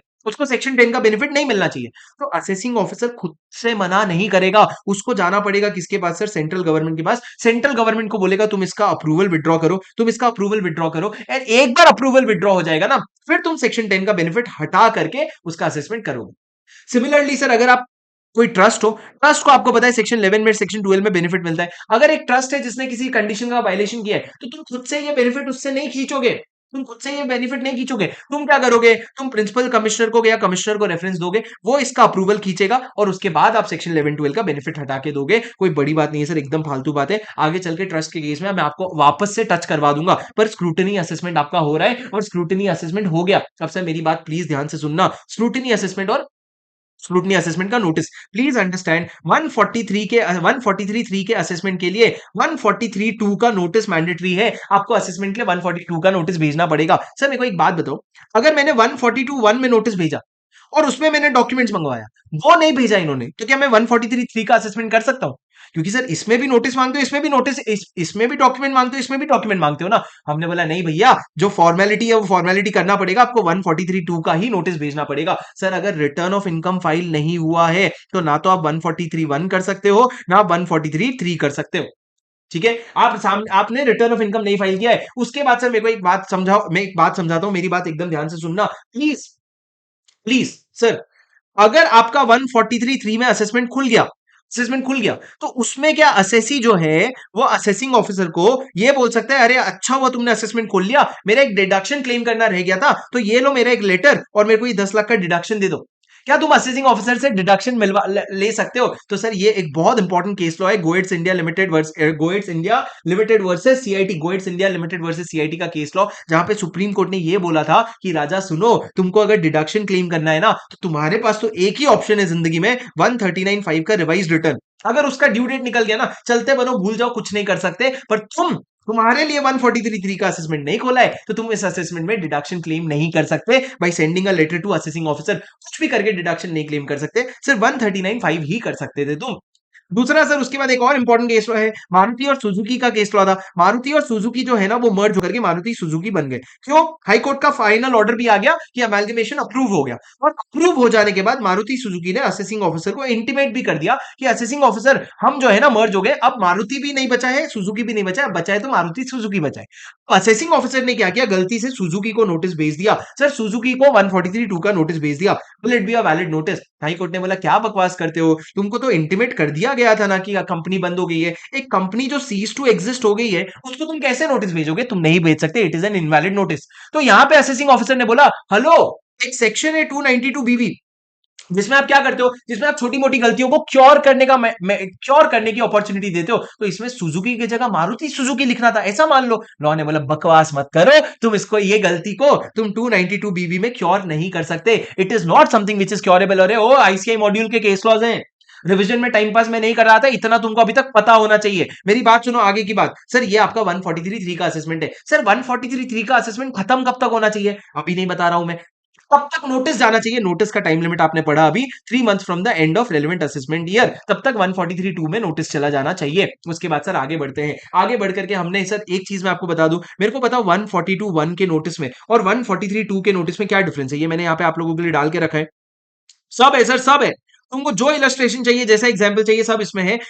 तुम्हारा यही समरी नोट्स है, यही तुम्हारा फुल नोट्स है, यही तुम्हारा अल्टीमेट सोल्यूशन है। सर क्या कहा मैंने कंपैरिजन में 142(1) और 143(2) का कंपैरिजन में? क्या कहा मैंने कि अगर आपका कोई 143(2), चलो छोड़ दो ना, इधर देखो ना, मेरे तरफ देखो ना, वहां क्या देख रहे हो? मैंने ही तो लिखा है, अभी इधर देखो मेरे तरफ। सर 142(1) क्या है? अगर आपका 142(1) भेज रहे हो आप, उसमें रिटर्न ऑफ इनकम फाइल करने भी बोल सकते हो, पर 143(2) तभी जा सकता है जब रिटर्न ऑफ इनकम फाइल्ड है। ये तो बिना रिटर्न के भी जा सकते हैं, लेकिन रिटर्न मैंडेटरी है। ये आप कोई असेसमेंट करवाने के लिए नहीं कर रहे हो, ये तो आप इंक्वायरी के लिए भेज रहे हो, पर ये मैंडेटरी है एक असेसमेंट करवाने के लिए। उसके अलावा कोई और रीजन नहीं हो सकता, असेसमेंट ही करवाना है। सर 143(2) का टाइम लिमिट है कि आपको 3 महीने from the end of relevant assessment year, और इसका कोई टाइम लिमिट नहीं है। इसमें टाइम लिमिट के नाम पे सिर्फ एक ही बात लिखी थी कि जब तुम बुक्स ऑफ अकाउंट्स मंगवा रहे हो ना, तो तुम मैक्सिमम पिछले 3 साल का मंगवा सकते हो, उससे ज्यादा पुराना बुक्स ऑफ अकाउंट्स में जाने की जरूरत नहीं है। ठीक है सर, इतनी सी बात है और कोई भी बात नहीं है, दोनों में कोई भी डिफरेंस और ज्यादा नहीं है। उम्मीद है आपको समझ आया होगा। ये आपका पूरा 133(1) और 3 का समरी असेसमेंट और स्क्रूटनी असेसमेंट था। उसके बाद आ जाओ सर आप 144 के असेसमेंट में, जो क्या है, बेस्ट जजमेंट असेसमेंट। क्या कहता है बेस्ट जजमेंट असेसमेंट? मेरी बात एकदम ध्यान से सुनना। Sir best judgment assessment talks about what? वो कहता है कि राजा सुनो ना, तुमने क्या क्या कांड किया है। अगर तुमने 139 के ड्यू डेट के पहले, तो 139 में किसी भी सेक्शन के अंदर आपने अगर रिटर्न नहीं फाइल किया है, या 142(1) के नोटिस का रिप्लाई नहीं किया, या 142(2)(a) के स्पेशल ऑडिट का रिप्लाई नहीं किया, या 143(2) का नोटिस जो हमने भेजा था, तुमने रिटर्न भरा, हमने 143(2) का नोटिस भेजा और तुमने उसका रिप्लाई नहीं किया, then you will be liable for a best judgment assessment under section 144। Sir best judgment assessment कैसे होगा? बेस्ट जजमेंट असेसमेंट करने के लिए जो असेसिंग ऑफिसर है वो असेसी को एक शो कॉज नोटिस भेजेगा, जिसको हम बोलते हैं show cause notice under 144, famous show cause notice under section 144। ये जो शो कॉज नोटिस है ये असेसी को भेजेगा एंड असेसी को बोलेगा hello assessee, show us cause as to why we should not proceed with assessing, and why should not we proceed with best judgment assessment under section 144? तू मेरे को बता क्यों नहीं करना चाहिए। और सर उसके बाद वो आपको बताएगा तो ठीक है, वो कंसिडर कर लेना, नहीं बताएगा तो आपके पास जो भी मटेरियल गैदर हो रखे हैं ना, उनको यूज करके आप बेस्ट जजमेंट असेसमेंट कर डालना और अपना ऑर्डर दे डालना। आपके पास जो भी मटेरियल है आप उसको यूज करोगे। पर सर ये जो शो कॉज नोटिस है ना, हम तुम्हारी हर गलती मान लेंगे भाई, हम तुम्हारी हर गलती मान लेंगे, पर हम तुम्हारी 142(1) की गलती नहीं मानेंगे। 142(1) की गलती क्यों नहीं मानेंगे? तूने ऑलरेडी रिटर्न नहीं भरा है, तूने ऑलरेडी रिटर्न नहीं भरा है, हमने एक बार तेरे को याद दिलाया रिटर्न भर दे, तू नहीं भर रहा है। या फिर तूने रिटर्न भर दिया, हमने तेरे को बोला नोटिस, हमने बोला तू इन्फॉर्मेशन दे दे, तू नहीं दे रहा है, हम तेरी ये गलती माफ नहीं करेंगे। इस केस में हम तेरे को शो कॉज भी नहीं देंगे, हम सीधा तेरा बेस्ट जजमेंट असेसमेंट कर देंगे।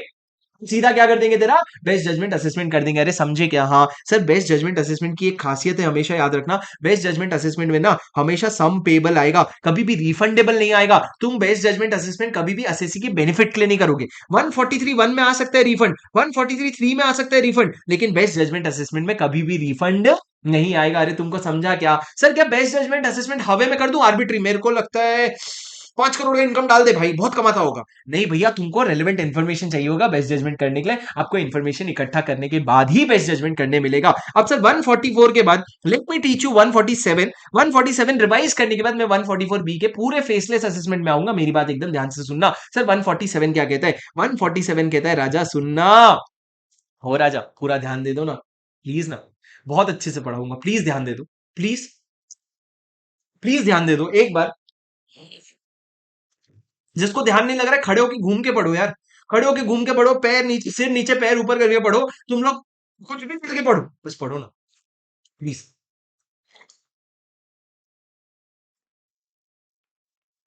ठीक है, 147 क्या कहता है सर? 147 आप लोगों को क्या कहता है? मेरी बात एकदम ध्यान से सुनना। 147 बोलता है हम तुम्हारा इनकम एस्केपिंग असेसमेंट कर देंगे। क्या हो रखा है कब होगा सर इनकम एस्केपिंग असेसमेंट? अगर असेसिंग ऑफिसर को लग रहा है कि कोई ऐसा इनकम है जो असेसमेंट से एस्केप किया है, तो वो आपका 147 में बेस्ड आपका इनकम एस्केपिंग असेसमेंट करेगा, पर उसके लिए 148 से लेकर के 153 का ध्यान रखेगा। पर सर अगर सुनो सुनो सुनो, अब जब आपका इनकम एस्केपिंग असेसमेंट चल रहा है, उस दौरान आपको और भी कोई इनकम मिलते हैं जो एस्केप हुए हैं, तो उसका भी आप असेसमेंट कर सकते हो। आपको ये नहीं बोलना पड़ेगा बाद में कि 148 ए का कंप्लाइंस नहीं हुआ है। अगर during the course of assessment अगर और कोई इनकम मिलता है सब्सिक्वेंटली, तो उसका भी असेसमेंट हो जाएगा। कोई ये नहीं बोलेगा कि आपने क्या मिस किया, आपने 148 का कंप्लाइंस मिस किया। सर आप समझे क्या? हाँ। अब सर मेरे को एक बात बताओ, ये जो इनकम एस्केपिंग असेसमेंट है 147 वाली, कब तक हो जानी चाहिए? तो लॉ ने कहा कि जब तुमने 148 वाली नोटिस भेज दी ना, उसके 12 महीने के अंदर हो जाना चाहिए। थोड़ा सा रुक जाओ, मैं थोड़ी देर में आपका सारा नोटिस और असेसमेंट समराइज करके दे दूंगा। 12 महीने के अंदर हो जाना चाहिए from the end of the notice send. पर एक बात समझो, 147 का असेसमेंट करने के लिए प्लीज मेरी बात ध्यान से सुनना, 147 का असेसमेंट करने के लिए 148 का नोटिस भेजना पड़ेगा दोस्तों। 148 का नोटिस भेजने के लिए 148 ए का इंक्वायरी करना पड़ेगा दोस्तों, और आपको अप्रूवल लेना पड़ेगा 151 के स्पेसिफाइड अथॉरिटी से। 148 की इंक्वायरी क्या कहती है? आपके पास कुछ ऐसे इंफॉर्मेशन है जो आपको लगता है कि इनकम एस्केप हुआ है, तो आप क्या करोगे? You will follow a 4 step process. पहले आप उस इंफॉर्मेशन की इंक्वायरी करोगे, अगर आपको लगता है कि उस इंक्वायरी की जरूरत है, इफ रिक्वायर्ड मतलब क्या, अगर आपको लगता है जरूरत है कि ऐसा इंफॉर्मेशन है कि भैया शायद झूठ भी हो सकता है, सच भी हो सकता है, आप उसकी इंक्वायरी करोगे। लेकिन इंक्वायरी करने के पहले you will take prior approval of specified authority, आप पहले अप्रूवल ले लोगे। दूसरा, इंक्वायरी करने के बाद आप ना अपॉर्चुनिटी ऑफ बीइंग हर्ड दोगे असेसी को, कि असेसी मेरे को तेरे खिलाफ ऐसा ऐसा सबूत मिला है, मैं इनकम एस्केपिंग असेसमेंट करने वाला हूं, show us cause why we should not go for income escaping assessment. तो ये अपॉर्चुनिटी जो है ना, इस पे आप मिनिमम 7 दिन दोगे, और मैक्सिमम कितना दोगे? 30 डेज दोगे उसको रिप्लाई करने का। और जो भी रिप्लाई अगर आया, तो रिप्लाई को आप क्या करोगे? कंसिडर करोगे। सर ये सब करने के बाद आप फाइनली क्या दोगे? क्लॉज डी, जो बहुत इंपॉर्टेंट है, इसमें आप अपना डिसीजन दोगे। क्या डिसीजन? कि भैया ये जो इंक्वायरी है ना, इसके बेसिस पे क्या हमको 147 का असेसमेंट करना चाहिए बाय इशूइंग 148 का नोटिस। तुम ये डिसीजन लोगे। सर ये डिसीजन आप कैसे लोगे? Decision is taken by way of order. सवाल ये, ऑर्डर कब तक पास करोगे? सर ऑर्डर पास करना आप 1 महीने के अंदर, 1 month from the end of month in which either reply is received, या रिप्लाई आने का जो भी ड्यू डेट था, जब तक आपने रिप्लाई का टाइम दिया, वो रिप्लाई जिस समय आया उस मंथ के आखिरी से 1 महीना, या जब लास्ट ड्यू डेट था उसके बाद 1 महीना, मंथ के आखिरी से 1 महीने में आप ऑर्डर दे दोगे। और ये ऑर्डर के लिए ना आपको प्रायर अप्रूवल लगेगा स्पेसिफाइड अथॉरिटी का। सर ऊपर एक जगह प्रायर अप्रूवल लगा स्पेसिफाइड अथॉरिटी का, और लास्ट में एक जगह लगा। पहले ना अपॉर्चुनिटी के पहले भी लगता था, इन्होंने बोला छोड़ना, स्पेसिफाइड अथॉरिटी वेल्ली बैठी है क्या? हाँ, इन्होंने ये वो वाला कंडीशन हटा दिया। अब सर ये 4 स्टेप प्रोसेस क्या है? पहला, inquiry, opportunity of being heard consider करो, और उसके बाद आप अपना डिसीजन दे दो in the form of an order. उसके बाद इन्होंने क्या बनाया?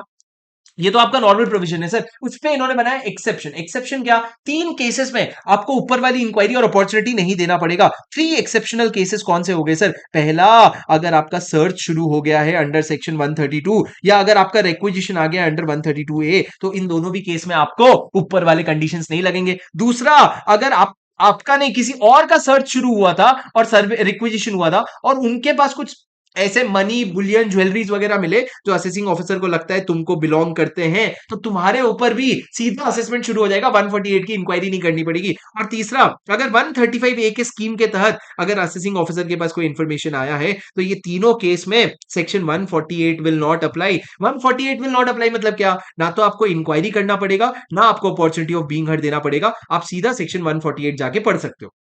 ये 3 केसेस में, मतलब सर ये 3 केस में इंक्वायरी नहीं करने पड़ेंगे। ये आपका सेक्शन 148 हो गया कि ये 4 कंडीशन और 3 केस का एक्सेप्शन आ जाता है। अब 148 पे जब आपने सारा इंक्वायरी करके ऑर्डर पास कर दिया ना कि हाँ भैया ये केस फिट है 148 में नोटिस इशू करने के लिए, तो अब आप आ जाओगे 148 में और आप क्या करोगे? You will issue a notice to the whom? To the assessee. Sir कौन नोटिस इशू करेगा? मेरी बात एकदम ध्यान से सुनना, प्लीज मेरी बात एकदम ध्यान से सुनना। ये जो नोटिस इशू करेगा, ये असेसिंग ऑफिसर इशू करेगा नोटिस किसको? असेसी को। और असेसी को क्या बोलेगा? रिटर्न ऑफ इनकम फर्निश करो। क्या फर्निश करो? रिटर्न ऑफ इनकम फर्निश करो with in the prescribe period, with in the prescribe period. अब सर फाइनेंस एक्ट 2023 का एक अमेंडमेंट है, जो फाइनेंस एक्ट 2023 का अमेंडमेंट है, नवंबर वाले कान बंद करो, जब मैं ऐसे हाथ उठाऊंगा तो कान खोलना।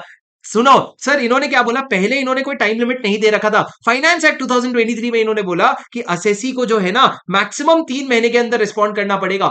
अगर उसने 3 महीने के अंदर रिटर्न भर दिया, तुम नोटिस भेज के क्या बोलोगे? रिटर्न भरने।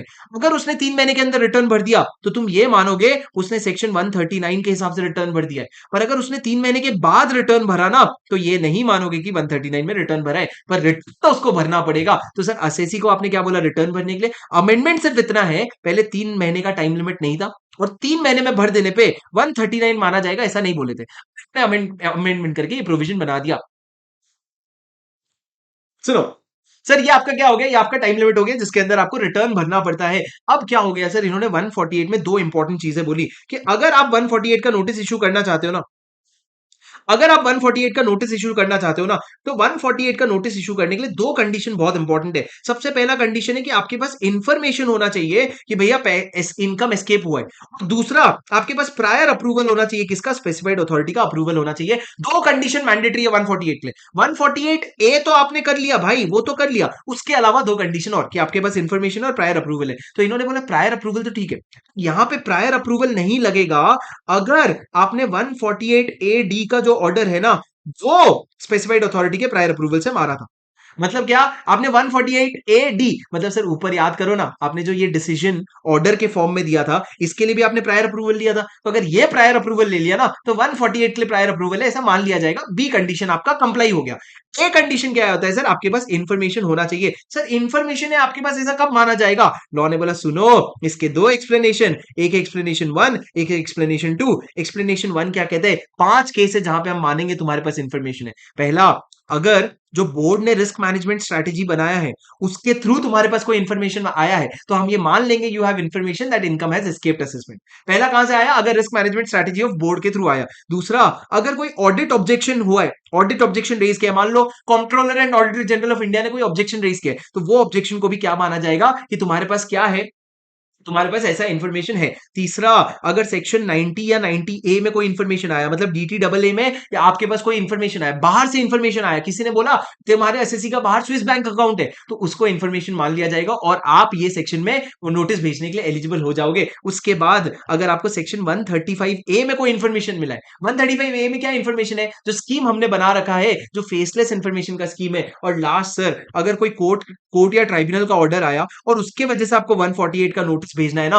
तो ये मान लेना कि आपके पास इंफॉर्मेशन है, और इंफॉर्मेशन है तो प्रायर अप्रूवल देख करके आप नोटिस भेज देना। तो 148 का नोटिस इशू करने के दो कंडीशन, इंफॉर्मेशन होना चाहिए और प्रायर अप्रूवल होना चाहिए। इंफॉर्मेशन आपका मान लिया जाएगा अगर ये 5 केस में आपके पास इंफॉर्मेशन आए हैं। पर एक्सप्लेनेशन 2 क्या कहता है? एक्सप्लेनेशन 2 क्या कहता है? असल में आपके पास कोई इंफॉर्मेशन आए ना आए, हम ये केसेस में, हम ये 3 केसेस में ये डीम कर लेंगे कि तुम्हारे पास इंफॉर्मेशन है, हम मान लेंगे कि तुम्हारे पास इंफॉर्मेशन है। कौन से 3 केसेस है सर? पहला, अगर आपका सर्च शुरू हो गया 132 में, या अगर आपको रिक्विजिशन करके 132 ए में डॉक्यूमेंट मंगवा लिया, या दूसरा आपका सर्वे शुरू हो गया 133 ए में, सर्वे शुरू हो गया तो भी मान लेंगे आपके पास इंफॉर्मेशन था। और तीसरा, अगर आपका नहीं किसी और का सर्च और सर्वे शुरू हुआ है और असेसिंग ऑफिसर सेटिस्फाइड है कि जो money, valuable things, Boolean, jewelleries है वो आपको बिलोंग करते हैं, ये तीनों केस में असल में इंफॉर्मेशन मिला हो या ना मिला हो, लॉ तुमको ताकत देता है कि it will be deemed that you have information.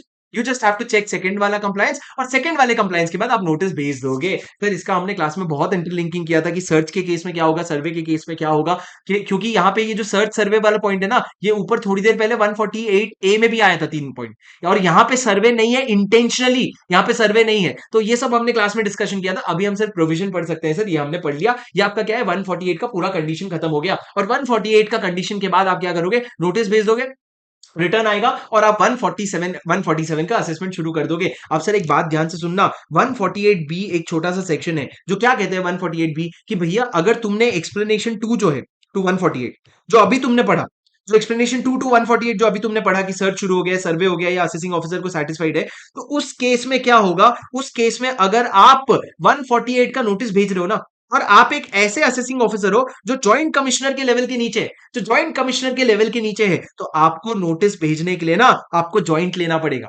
नहीं नहीं नहीं, सॉरी, आपको जॉइंट कमिश्नर का लेना पड़ेगा। रे सॉरी, आपको जॉइंट कमिश्नर का अप्रूवल लेना पड़ेगा, आपको जॉइंट कमिश्नर का अप्रूवल लेना पड़ेगा, उसके बाद ही आप 148 का नोटिस भिजवा सकते हो sir. You will have to send notice of 148, समझे क्या आप? अरे समझे कि नहीं समझे सर? ये क्या है 148 बी। अब 148 बी के बाद आ जाता है आपका 149 जो कहता है time limit for issue of notice under 148। 148 के टाइम नोटिस का क्या टाइम लिमिट है?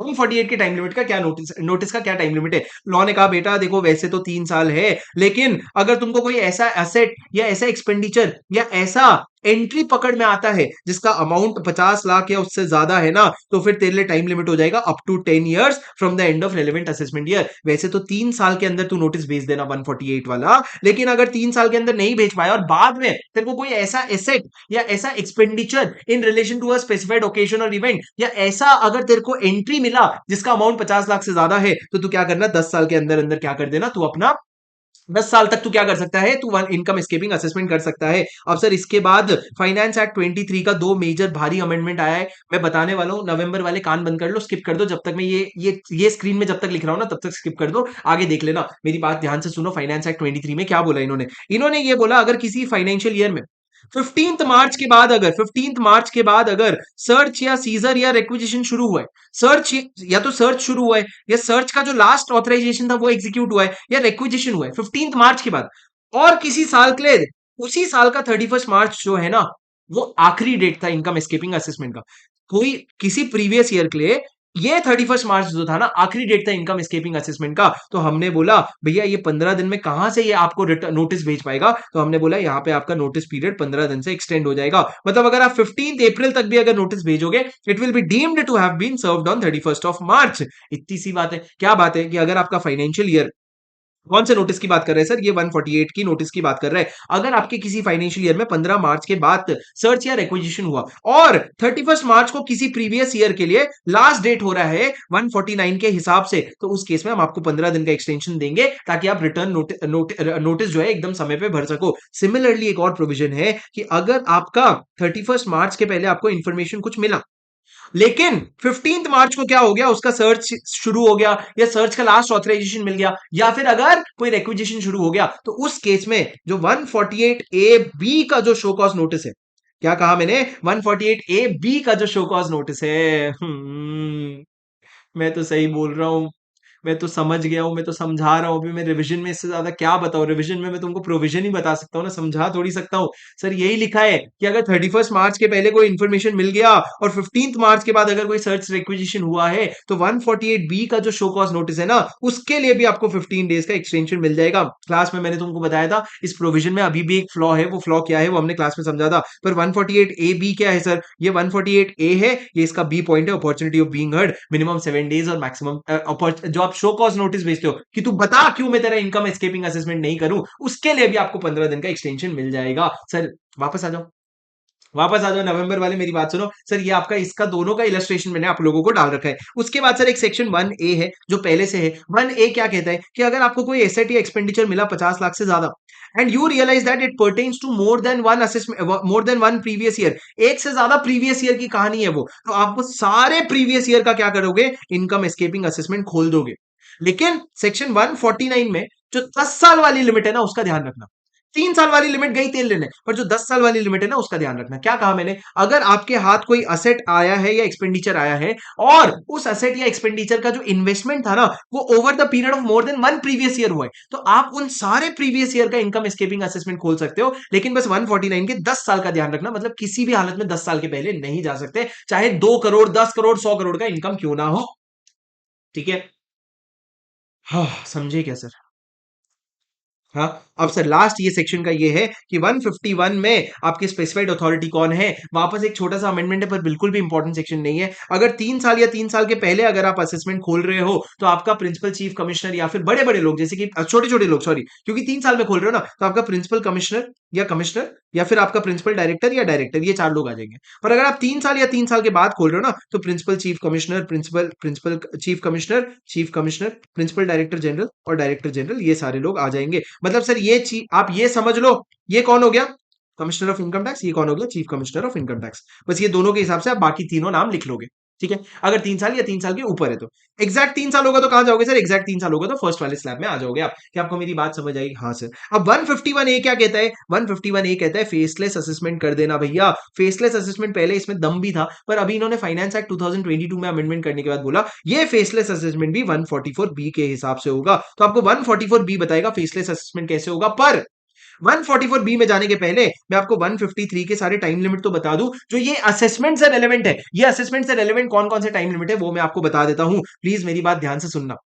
सर हमेशा याद रखना, टाइम लिमिट दो चीजों के लिए होती है, एक तो नोटिस भेजने के लिए टाइम लिमिट होती है और एक असेसमेंट खत्म होने के लिए टाइम लिमिट होती है। एक आपका 143(1) का है, एक आपका 143(3) का है, एक आपका 144 का है, एक आपका 147 का है। हाँ कि नहीं सर? पहले मैं आपको बता रहा हूं फाइनेंस एक्ट 2023 के हिसाब से, प्लीज मेरी बात ध्यान से सुनना। फाइनेंस एक्ट 2023 क्या कहता है, सॉरी 2022 के हिसाब से बता दो, ठीक है? तो पहले क्या कहते थे सर, 143 का जो असेसमेंट है ना, वो 9 महीने के 143(1) का जो इंटीमेशन है, ये 9 months from the end of relevant assessment year चले जाना चाहिए। तो जब नोटिस या इंटीमेशन ही पहले जा रहा है तो असेसमेंट तो उसके पहले ही हो जाएगा ना। जब इंटीमेशन गया तभी असेसमेंट हो गया, क्योंकि आप पहले असेसमेंट करते हो फिर आप इंटीमेशन भेजते हो। तो नोटिस भेज, ये नोटिस या इंटीमेशन बोल लो, तो ये इंटीमेशन कब तक जाना चाहिए? 9 months from the end of relevant assessment year. 143(3) का क्या नोटिस है सर? 143 का नोटिस 142 में जाता है और उन्होंने क्लियरली लिख रखा है 3 months from the end of relevant assessment year. 3 months from the end of relevant assessment year. अब सर इसका असेसमेंट कब तक खत्म होना चाहिए? तो पहले लॉ में लिखा था 9 months from the end of relevant assessment year, 9 months from the end of relevant assessment year. उसके बाद सर 144 का क्या है? 144 का नोटिस तुम जब भेजना है भेज देना, पर इसको 9 months from the end of relevant assessment year खत्म कर देना, ठीक है? अब सर इन्होंने सारे 9 महीने को क्या कर दिया? 12 महीने कर दिया, 12 महीने 12 महीने 12 महीने, by virtue of finance act 2023। तो अगर आपका नवंबर 23 में अटेम्प्ट है तो आपके लिए 143 और 144 के अंदर सारा 9 महीना है। उसके बाद अगर है तो आपके लिए सारा 12 महीना है। तो 12 महीने तक आप क्या करोगे? असेसमेंट खत्म करोगे। 147 के लिए क्या होता है सर? 147 के लिए आपको 148 का नोटिस भेजना पड़ता है। 148 का नोटिस कब तक भेजोगे आप? आपका 3 साल या 10 साल। लेकिन एक बार आपने नोटिस भेज दिया ना, तो आपको 12 महीने के अंदर 12 महीने के अंदर असेसमेंट खत्म करना पड़ता है। 12 महीना कब से? जब आपने नोटिस भेजा था उसके एंड से, जिस मंथ आपने नोटिस भेजा था उसके एंड से आपको खत्म करना पड़ता है। ये 12 महीने, शुरू में भी 12 महीने था, अभी भी 12 महीना है। चेंज का हुआ है सर सिर्फ 143 और 144 में, ठीक है? सर ये आपका पूरा नोटिस और असेसमेंट का पूरा समरी था, ये भी आपका खत्म हो गया। अब मेरी बात सुनो सर, जब इतना मजे से कर ही रहे तो इतने आखिरी तक पहुंचे तो एक बार सुन लो। दो सेक्शन छोटे छोटे और फिर एक बड़ा सेक्शन, फिर आपका पूरा प्रोविजन खत्म। छोटे छोटे सेक्शन क्या है सर? टाइम लिमिट हो गया। टाइम लिमिट में एक 153 में एक दो बातें और है। 153 में टाइम लिमिट में बातें ये हैं कि अगर आपका असेसमेंट चल रहा है और उस बीच में अगर सर्च शुरू हो जाता है ना, तो आपको 12 महीने का फर्दर एक्सटेंशन मिल जाता है। मतलब जितना टाइम लिमिट है उतना तो है, 12 महीना और एक्सटेंड हो जाता है। सिमिलरली अगर असेसमेंट चल रहा है और उसमें आपको 92 सीए में आपको ट्रांसफर प्राइसिंग ऑफिसर को रिपोर्ट करना पड़ गया, तो उस केस में फर्दर आपको 12 मंथ्स और मिल जाते हैं। तो सर मानो अगर असेसमेंट चल रहा है और सर्च भी शुरू हो गया और टीपीओ को भी रिपोर्ट कर दिया, तो पूरा 24 मंथ्स का एक्सटेंशन मिल जाएगा। कोई दिक्कत नहीं है, आपको एक्सटेंशन मिल जाएगा। सर ये प्रोविजन था अभी तक का। अब आगे बढ़ते हैं, आपको मैं सेक्शन 154 और 156 कराऊंगा और फिर उसके बाद में फेसलेस असेसमेंट करवाऊंगा। 154 क्या कहते हैं? Mistake apparent from record. What is a mistake apparent from record? बताओ। अरे रे रे रे, रुक जाओ। हाँ जी sir. What is a mistake apparent from record? What is a mistake apparent from record? Law कहता है कि अगर कोई भी इनकम टैक्स अथॉरिटी है, अगर उसको मिस्टेक अपैरेंट फ्रॉम रिकॉर्ड है उसके ऑर्डर में या उसके किसी भी इसमें, तो वो क्या कर सकता है? उन मिस्टेक अपैरेंट फ्रॉम रिकॉर्ड को रेक्टिफाई कर सकता है अंडर सेक्शन 154। यहाँ पे चार चीजें बताई गई है सर। कौन सी चार चीजें बताई गई है? अगर आपने कोई ऑर्डर पास किया है या अगर आपने 143(1) का इंटीमेशन दे रखा है या डीम्ड इंटीमेशन दे रखा है, या तो इंटीमेशन दे रखा है या डीम्ड इंटीमेशन दे रखा है, या आपने 200A वाला तुमने टीडीएस इंटीमेशन दे रखा है, या 206 सीबी वाला आपने टीसीएस इंटीमेशन दे रखा है, ये सारे ऑर्डर या इंटीमेशन में कहीं भी अगर मिस्टेक अपैरेंट फ्रॉम रिकॉर्ड होगा ना, तो आप उसको क्या कर सकते हो राजा? रेक्टिफाई कर सकते हो। Hello hello hello hello hello, क्या कर सकते हो आप उसको रेक्टिफाई कर सकते हो। सर रेक्टिफाई करने का क्या तरीका? रेक्टिफाई करने के लिए आपको कैसे रेक्टिफाई करोगे? आपको बताया किसने इस मिस्टेक के बारे में? या तो आपने सुओ मोटो फिगर आउट किया, या फिर आपको असेसी ने या डिडक्टर ने या कलेक्टर ने इन्फॉर्म किया, या फिर मान लो अगर ये जो ऑर्डर था ना, ये बड़े लोगों का था, जैसे कि सीआईटी अपील्स का था, या फिर जॉइंट कमिश्नर अपील्स का था। फाइनेंस एक्ट 2023 में एक नया अथॉरिटी ऐड हुआ है, जॉइंट कमिश्नर अपील। आपको जानने की जरूरत नहीं है नवंबर वाले। तो सर सीआईटी अपील या जॉइंट कमिश्नर अपील का ऑर्डर था ना, तो उनके ऑर्डर के अगेंस्ट, उनके ऑर्डर में कुछ अगर गलत है तो असेसिंग ऑफिसर भी बता सकता है कि सर आपके ऑर्डर में मिस्टेक अपैरेंट फ्रॉम रिकॉर्ड है। ये सारे जो मिस्टेक होते हैं ना, इनको आप रेक्टिफाई करोगे। कब तक रेक्टिफाई करोगे? आपका जिस फाइनेंशियल ईयर में ऑर्डर पास हुआ उस फाइनेंशियल ईयर से लेकर के 4 साल के अंदर रेक्टिफाई करोगे। 4 साल के अंदर रेक्टिफाई करोगे। पर समझो, अगर असेसी ने या डिडक्टर ने या कलेक्टर ने सामने से आपको इंटीमेट किया ना, तो जब इंटीमेशन आया उस मंथ के एंड से, उस मंथ के एंड से 6 महीने के अंदर या तो रेक्टिफाई कर देना या उसको मना कर देना, पर बेचारे को लटका के मत रखना, पर बेचारे को क्या मत करना, लटका के मत रखना। अब सर मैं एक आपको बात समझाना चाहता हूं, doctrine of partial merger. Doctrine of partial merger एक बहुत इंपॉर्टेंट कॉन्सेप्ट है। क्या कहता है डॉक्ट्रिन ऑफ पार्शियल मर्जर? वो कहता है, सुनना, अगर एक आपका एक असेसमेंट हुआ था जिसमें एक्सपेंस 1 2 3 4 4 एक्सपेंस थे, तुम्हारा एक्सपेंस 1 को लेके कोई दिक्कत नहीं था, एक्सपेंस 2 3 4 को लेके दिक्कत था कि तुम्हारा एक्सपेंस जो है उसमें गलत था, मिस्टेक अपेरेंट फ्रॉम रिकॉर्ड था। पर ये 3 और 4 एक्सपेंस को लेकर के आप कहां पे चले गए? अपील और रिवीजन में चले गए। आप अपील और रिवीजन में चले गए, और फिर जब अपील और रिवीजन का प्रोसीडिंग चल रहा था ना, उस बीच में पता चला कि अरे यार, मिस्टेक अपेरेंट फ्रॉम रिकॉर्ड है। तो उस केस में आप सिर्फ और सिर्फ एक्सपेंस 2 को हाथ लगा सकते हो अंडर सेक्शन 154। आप 3 और 4 को हाथ नहीं लगा सकते, क्योंकि उसका जो भी ऑर्डर आना है ना, वो अपील और रिवीजन के ऑर्डर से ही आना है। आप उसके लिए मिस्टेक अपेरेंट फ्रॉम रिकॉर्ड नहीं यूज कर सकते। क्यों? क्योंकि तुमने अपील का या रिवीजन का प्रोसीडिंग शुरू कर दिया है। तो उसको कहते हैं doctrine of partial merger. Partial merger मतलब क्या? 2 3 4 तीनों मर्ज नहीं हो जाएगा, सिर्फ 2 मर्ज होगा, और 3 और 4 जो है अपील और रिवीजन से आएगा। उसके बाद सर मेरे को एक बात बताओ, हु कैन इनिशिएट 154? ये मैंने आपको बता दिया। सर आगे, एनहांसिंग लाइबिलिटी। सर अब क्या हो रहा है? अब अगर मान लो आपकी या तो लाइबिलिटी बढ़, अब जब आपका स्टेक अपेरेंट फ्रॉम रिकॉर्ड हुआ ना, या तो आपकी लाइबिलिटी इंक्रीज हुई या तो आपका रिफंड आया। रिफंड आया तो भैया चुपचाप रिफंड कर देना, कोई दिक्कत नहीं है। पर अगर लाइबिलिटी एनहांस हो गई ना, तो पहले अपॉर्चुनिटी ऑफ बीइंग हर्ट देना, और अपॉर्चुनिटी ऑफ बीइंग हर्ट देने के बाद, अपॉर्चुनिटी ऑफ बीइंग हर्ट देने के बाद आप जो है उसको डिमांड नोटिस भेज देना कि जरा पैसा भर दो। डिमांड नोटिस के बारे में कहां लिखा है सर? सेक्शन 156 में लिखा है कि वहां पे आप डिमांड नोटिस भेजते हो, जहां पे आप एक्स्ट्रा पैसा जो है आप उसको मंगवाते हो। सर एक बात समझना, जब आप बोल रहे हो ना मिस्टेक अपेरेंट फ्रॉम रिकॉर्ड, तो मिस्टेक अपेरेंट फ्रॉम रिकॉर्ड में हर चीजें आ जाती है जिसमें कोई दो राय नहीं है या कोई आर्ग्यूमेंट नहीं कर सकता। कोई दो राय है तो उसको मिस्टेक अपेरेंट फ्रॉम रिकॉर्ड नहीं बोलेंगे। असेसिंग ऑफिसर पहले कोई और था, अभी कोई नया आया, जो पहले था उसका ओपिनियन अलग था, जो अभी आया उसका ओपिनियन अलग है। तो क्या मिस्टेक अपेरेंट फ्रॉम रिकॉर्ड है? नहीं भैया, ये तो दोनों का अलग अलग व्यू है ना, तो मिस्टेक अपेरेंट फ्रॉम रिकॉर्ड नहीं होता है। अब मेरी बात समझना ध्यान से, मेरी बात समझना ध्यान से, एक सेकेंड। सर मेरी बात सुनो, प्लीज सुनो। सर आपका जो मिस्टेक अपेरेंट फ्रॉम रिकॉर्ड होता है ना, उसमें मेरे को एक बात बताओ, इनकम टैक्स अथॉरिटी अपना ऑर्डर जो है वो रिवाइज रेक्टिफाई कर सकता है? क्या आईटैट भी अपना ऑर्डर रेक्टिफाई कर सकता है? The answer is no.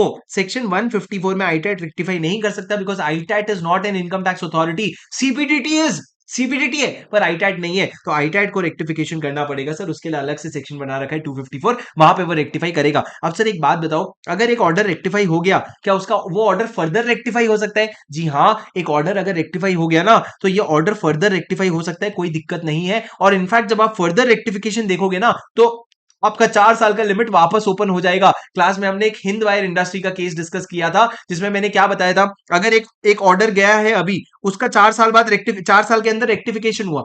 अब जब ये रेक्टिफाइड ऑर्डर है ना, इसका रेक्टिफिकेशन के लिए अगला और 4 साल मिल जाएगा। मतलब ओरिजिनल ऑर्डर यहाँ पे उसके 4 साल में रेक्टिफिकेशन है, उसके 4 साल में फर्दर रेक्टिफिकेशन है, और ऐसे सिलसिला ये चार्ट का चलता रहेगा।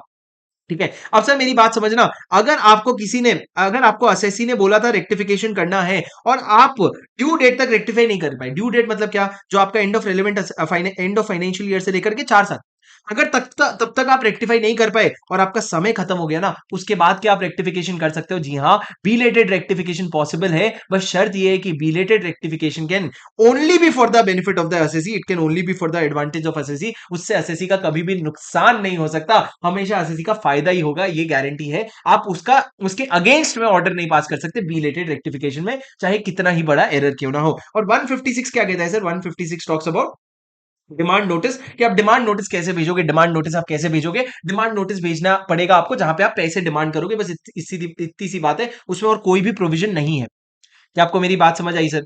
डिड यू अंडरस्टैंड और did you not understand? Yes sir, you completely understood. अब आगे चलो सर, दिबाग प्रोविजन। 5 मिनट लगेगा सर। 144 बी का फेसलेस असेसमेंट, 144 बी का फेसलेस असेसमेंट, ये किसके लिए एप्लीकेबल है? ये एप्लीकेबल है सर 143 के सारे असेसमेंट के लिए, 144 के लिए, और आपके 147 के लिए। 144 143 के 3 के लिए, मतलब आपका स्क्रूटिनी असेसमेंट के लिए एप्लीकेबल है। तो स्क्रूटिनी भी फेसलेस हो सकता है, बेस्ट जजमेंट भी फेसलेस हो सकता है, और आपका 147 का असेसमेंट भी फेसलेस हो सकता है। अब मेरी बात ध्यान से सुनना सर, फेसलेस असेसमेंट का क्या प्रोविजन है सर? 143 3 स्क्रूटनी असेसमेंट, 144 आपका बेस्ट जजमेंट असेसमेंट, और 147 क्या हो गया आपका 147 क्या हो गया बताओ? इनकम एस्केपिंग असेसमेंट हो गया। अब इसका हायरार्की समझ लो सर, एक नेशनल फेसलेस असेसमेंट सेंटर है, उसके नीचे रीजनल फेसलेस असेसमेंट सेंटर है, और उसके नीचे 4 यूनिट है, असेसमेंट यूनिट है, वेरिफिकेशन यूनिट है, और वेरिफिकेशन यूनिट है, टेक्निकल यूनिट है, और उसके बाद रिव्यू यूनिट है। इसको मैंने कैसे याद करवाया था? व्रत, वेरिफिकेशन, रिव्यू, असेसमेंट और आपका टेक्निकल यूनिट है। असेसमेंट कौन करेगा? असेसमेंट यूनिट करेगा। वेरिफिकेशन यूनिट का क्या काम होगा? अगर कुछ इंक्वायरी वगैरह करना है तो टेक्निकल यूनिट का काम होगा वैल्यूएशन अकाउंटेंसी में हेल्प करना। रिव्यू यूनिट का काम होगा असेसमेंट यूनिट का काम रिव्यू करना। अब स्टेप्स क्या है सर असेसमेंट के? मेरी बात ध्यान से सुनना। सबसे पहले एनएफएसी जो है, नेशनल फेसलेस असेसमेंट, वो स्क्रूटनी के लिए केस डिसाइड करेगा। कैसे? इनके पास ऑटोमेटेड सिस्टम है, उससे डिसाइड करेंगे। डिसाइड करने के बाद असेसमेंट यूनिट को बता देंगे कि भैया तू असेसमेंट कर लेना, और एसएससी को बता देंगे कि भैया तेरा केस सिलेक्ट हो गया है। ये दोनों आपस में बिल्कुल भी नहीं बात करेंगे, बात करना है तो एनएफएसी के थ्रू बात करेंगे। दूसरा, जब आपने असेसमेंट यूनिट को बता दिया, उसके बाद मेरी बात ध्यान से सुनना, आपने असेसमेंट यूनिट बोलेगा भैया एक नोटिस सर्व कर दे, एक नोटिस सर्व कर दे, हम आपको 143(2) का या 142(1) का नोटिस सर्व कर रहे हैं। अब जब नोटिस सर्व होगा ना, तो या तो रिप्लाई आएगा या रिप्लाई नहीं आएगा। अगर रिप्लाई आएगा तो असेसमेंट यूनिट को दे देना, नहीं आया तो इसको बता देना कि भैया we have failed to receive a reply. Sir आपको मैं क्या नोट से पढ़ा दूं क्या? तो हमने क्लास में पूरा का पूरा चार्ट बनाया था, जो हमने, एक सेकेंड जी सर, एक काम करो, देखो ये जो क्लास में अपन ने नोट्स बनाए ना, इसी से रिवाइज कर लेते, क्योंकि वापस मैं यही ड्रॉ करूंगा, कोई वैल्यू ऐड नहीं होने वाला। अगर मैं ड्रॉ नहीं किया होता तो मैं कर भी देता। पहला केस क्या है sir? Case to be selected by NFAC. NFAC case select करेगा, असेसिंग यूनिट को बता देगा भैया ये केस है, और एसएससी को बता देगा भैया तेरा सिलेक्शन हो गया है, बधाई हो। अब सर आपको स्क्रूटिनी करने के लिए नोटिस भेजना पड़ता है। स्क्रूटिनी करने के लिए आपको नोटिस भेजना पड़ता है। तो नोटिस भेजने के लिए सर मेरी बात एकदम ध्यान से सुनना, आप नोटिस भेजने के लिए कौन बोलेगा? Assessment unit. असेसमेंट यूनिट के कहने पे आप 143(2) और 142(1) वाला जो भी नोटिस आपको जब मैं वो भेजोगे। अगर असेसी रिस्पॉन्ड करेगा तो आप वो फॉरवर्ड कर देना, नहीं करेगा तो आप बोल देना भैया फेलियर फेलियर की हमको रिस्पॉन्स नहीं आया है। अब आपने एक काम कर दिया नोटिस भेजने का, अब आप काम शुरू करोगे असेसमेंट का। असेसमेंट के लिए ना असेसमेंट यूनिट को 3 चीजें लग सकती है, या तो कोई इंफॉर्मेशन या डॉक्यूमेंट, या तो उसको वेरिफिकेशन यूनिट से कोई इंक्वायरी करवानी होगी, या फिर टेक्निकल यूनिट का किसी तरह का असिस्टेंस लगेगा। अगर आपको वेरिफिकेशन यूनिट या टेक्निकल यूनिट की जरूरत है तो आप एनएफएसी को बोलोगे, एनएफएसी उनको बोलेगा। एनएफएसी क्या करेगा? वेरिफिकेशन और टेक्निकल यूनिट को असाइन करेगा। सर आप उनको असाइन करोगे through AAS, through what? Through AAS, automatic allocation system. मतलब सर किसी भी टेक्निकल यूनिट को या किसी भी वेरिफिकेशन यूनिट को एलोकेट हो सकता है। और उसके बाद आप क्या करोगे सर? रिपोर्ट ऑफ उनका रिपोर्ट बनेगा, और वो रिपोर्ट आप किसको फॉरवर्ड कर दोगे? आप असेसमेंट यूनिट को फॉरवर्ड कर दोगे। मतलब आपने बोला भाई टेक्निकल यूनिट वेरीफाई करने के बाद आपने रिपोर्ट मांगा, रिपोर्ट लेके आपने असेसमेंट यूनिट को दे दिया, क्योंकि उसी ने बोला था उसको इंक्वायरी करवा के या फिर असिस्टेंस चाहिए, आपने उसको दे दिया। पर अगर वो इन्फॉर्मेशन मांग रहा है ना, तो वो इन्फॉर्मेशन मांगने आप एसएससी के पास जाओगे। अगर वो रिप्लाई कर देगा तो असेसमेंट यूनिट को दे देना, नहीं रिप्लाई करेगा तो असेसमेंट यूनिट को बोल देना भाई सामने वाले ने नहीं दिया। आगे बढ़ने के पहले मैं आपको याद दिला दूं, हायरार्की जो है उसमें कौन कौन होता है? जो आपका एनएफएसी होता है, जो सबसे ऊपर, उसमें होते हैं प्रिंसिपल चीफ कमिश्नर, मतलब चीफ कमिश्नर्स होते हैं। जो उसके नीचे है आरएफएसी, उसमें होते हैं उसमें होते हैं कमिश्नर्स। ऊपर चीफ कमिश्नर, नीचे कमिश्नर। और जो असेसमेंट यूनिट वगैरह होते हैं ना, उसमें एओ भरे पड़े होते हैं, और कुछ नहीं होता है सर। इसके अलावा आगे मेरी बात सुनो।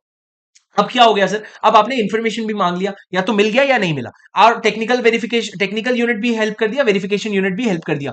अब आगे क्या करोगे आप आगे अभी सामने वाला रिप्लाई तो नहीं कर रहे, आपको बेस्ट जजमेंट असेसमेंट करना पड़ेगा, तो आप उसको नोटिस इशू करोगे 144 वाला। एनएफएसी जो है 144 वाला नोटिस इशू करेगा। सेम रिप्लाई आएगा तो फॉरवर्ड कर देना, नहीं तो छोड़ देना। आप असेसमेंट शुरू करोगे। असेसमेंट 3 स्टेप में होता है, मैंने आपको बताया था। पहले प्रपोजल बनता है, फिर ड्राफ्ट ऑर्डर बनता है, फिर फाइनल ऑर्डर बनता है। प्रपोजल कौन बनाएगा सर? आपका असेसमेंट यूनिट जो है सारे मटेरियल को इकट्ठा करके इनकम और लॉस प्रपोजल बनाएगा। या तो वो लॉस प्रपोजल में या तो कोई प्रिजुडिशियल वेरिएशन नहीं है, या प्रिजुडिशियल वेरिएशन है। अगर प्रिजुडिशियल वेरिएशन नहीं है तो तुम सीधा भेज दो एनएफएसी को फाइनल। पर अगर प्रिजुडिशियल वेरिएशन है तो हम एक बार शो कॉज नोटिस भेजेंगे एसएससी को, देख भाई तेरा नुकसान हो रहा है, अभी भी कुछ बोलना है तो बोल दे। क्यों इतना सब कर रहे हैं सर? क्योंकि बाद में हम कोई डिस्प्यूट नहीं चाहते भाई। अब एनएफएसी ने किसको भेजा? एसएससी को। एसएससी अगर रिप्लाई करेगा तो आप असेसमेंट यूनिट को बता देना, नहीं रिप्लाई करेगा तो आप उसको क्या बोल दोगे? आप उसको बोल दोगे रिप्लाई नहीं आया है। अब सर यहां पे जब रिप्लाई करने की बात आई ना, तो ये वाले सिनेरियो में जो एसएससी है वो आपसे वीडियो कॉन्फ्रेंसिंग भी मांग सकता है। वो बोल सकता है भाई चाटे चाटे नहीं खेली जा रही है मेरे से, आंखों से आंखें मिला के बात करनी है, वीडियो कॉन्फ्रेंसिंग करेंगे, पर्सनली नहीं मिलेंगे, वीडियो कॉन्फ्रेंसिंग करेंगे। अब तो दोस्तों ये था आप लोगों का रिवीजन वीडियो। उम्मीद है आप लोगों को बहुत प्यारा लगा होगा, उम्मीद है आपको पसंद आया होगा। बहुत मेहनत से बनाई है, बहुत शिद्दत से बनाई है, पर ये मेरा सबसे पहला रिवीजन वीडियो था आपके डायरेक्ट टैक्स का। और आप लोगों को पता है कि direct tax is the new thing that I have started in direct tax का ये पहला रिवीजन वीडियो था, तो आप बस ये सोचिए कि आने वाले जब तीसरा चौथा रिवीजन होगा तो कितना प्यारा रिवीजन होने वाला है। But at this point in time I need your support. तो अगर आपको वीडियो जेन्युइनली हेल्पफुल लगा, so do make sure that you like this video. Video like करना है, कुछ भी नहीं जाने वाला तुम्हारा। दूसरा, कमेंट करना। इतनी समय, इतना लंबा वीडियो था, आप लोग एक बार 1 मिनट निकाल के बस जाके कमेंट करके अपना जेन्युइन फीडबैक देना कि कैसा लगा। मैं ये नहीं बोल रहा हूँ जेन्युइन फीडबैक मतलब अच्छा, अगर आपको लगता है सर हम वीडियो में ये कर सकते हैं, कुछ और कर सकते हैं जिससे वीडियो इंप्रूव हो, तो जरूर लिख देना, मैं जरूर उस पर एक्ट करूंगा and I will make sure that it gets improvised in the next video. And third, do make sure that if you like the video you pick this and send it in some group or to some of your friends कि भैया ये refer कर लेगा तो भी तेरा DT का revision हो जाएगा। मिलता हूं आपसे अगले वीडियो में। Until then, this is your CA buddy signing of.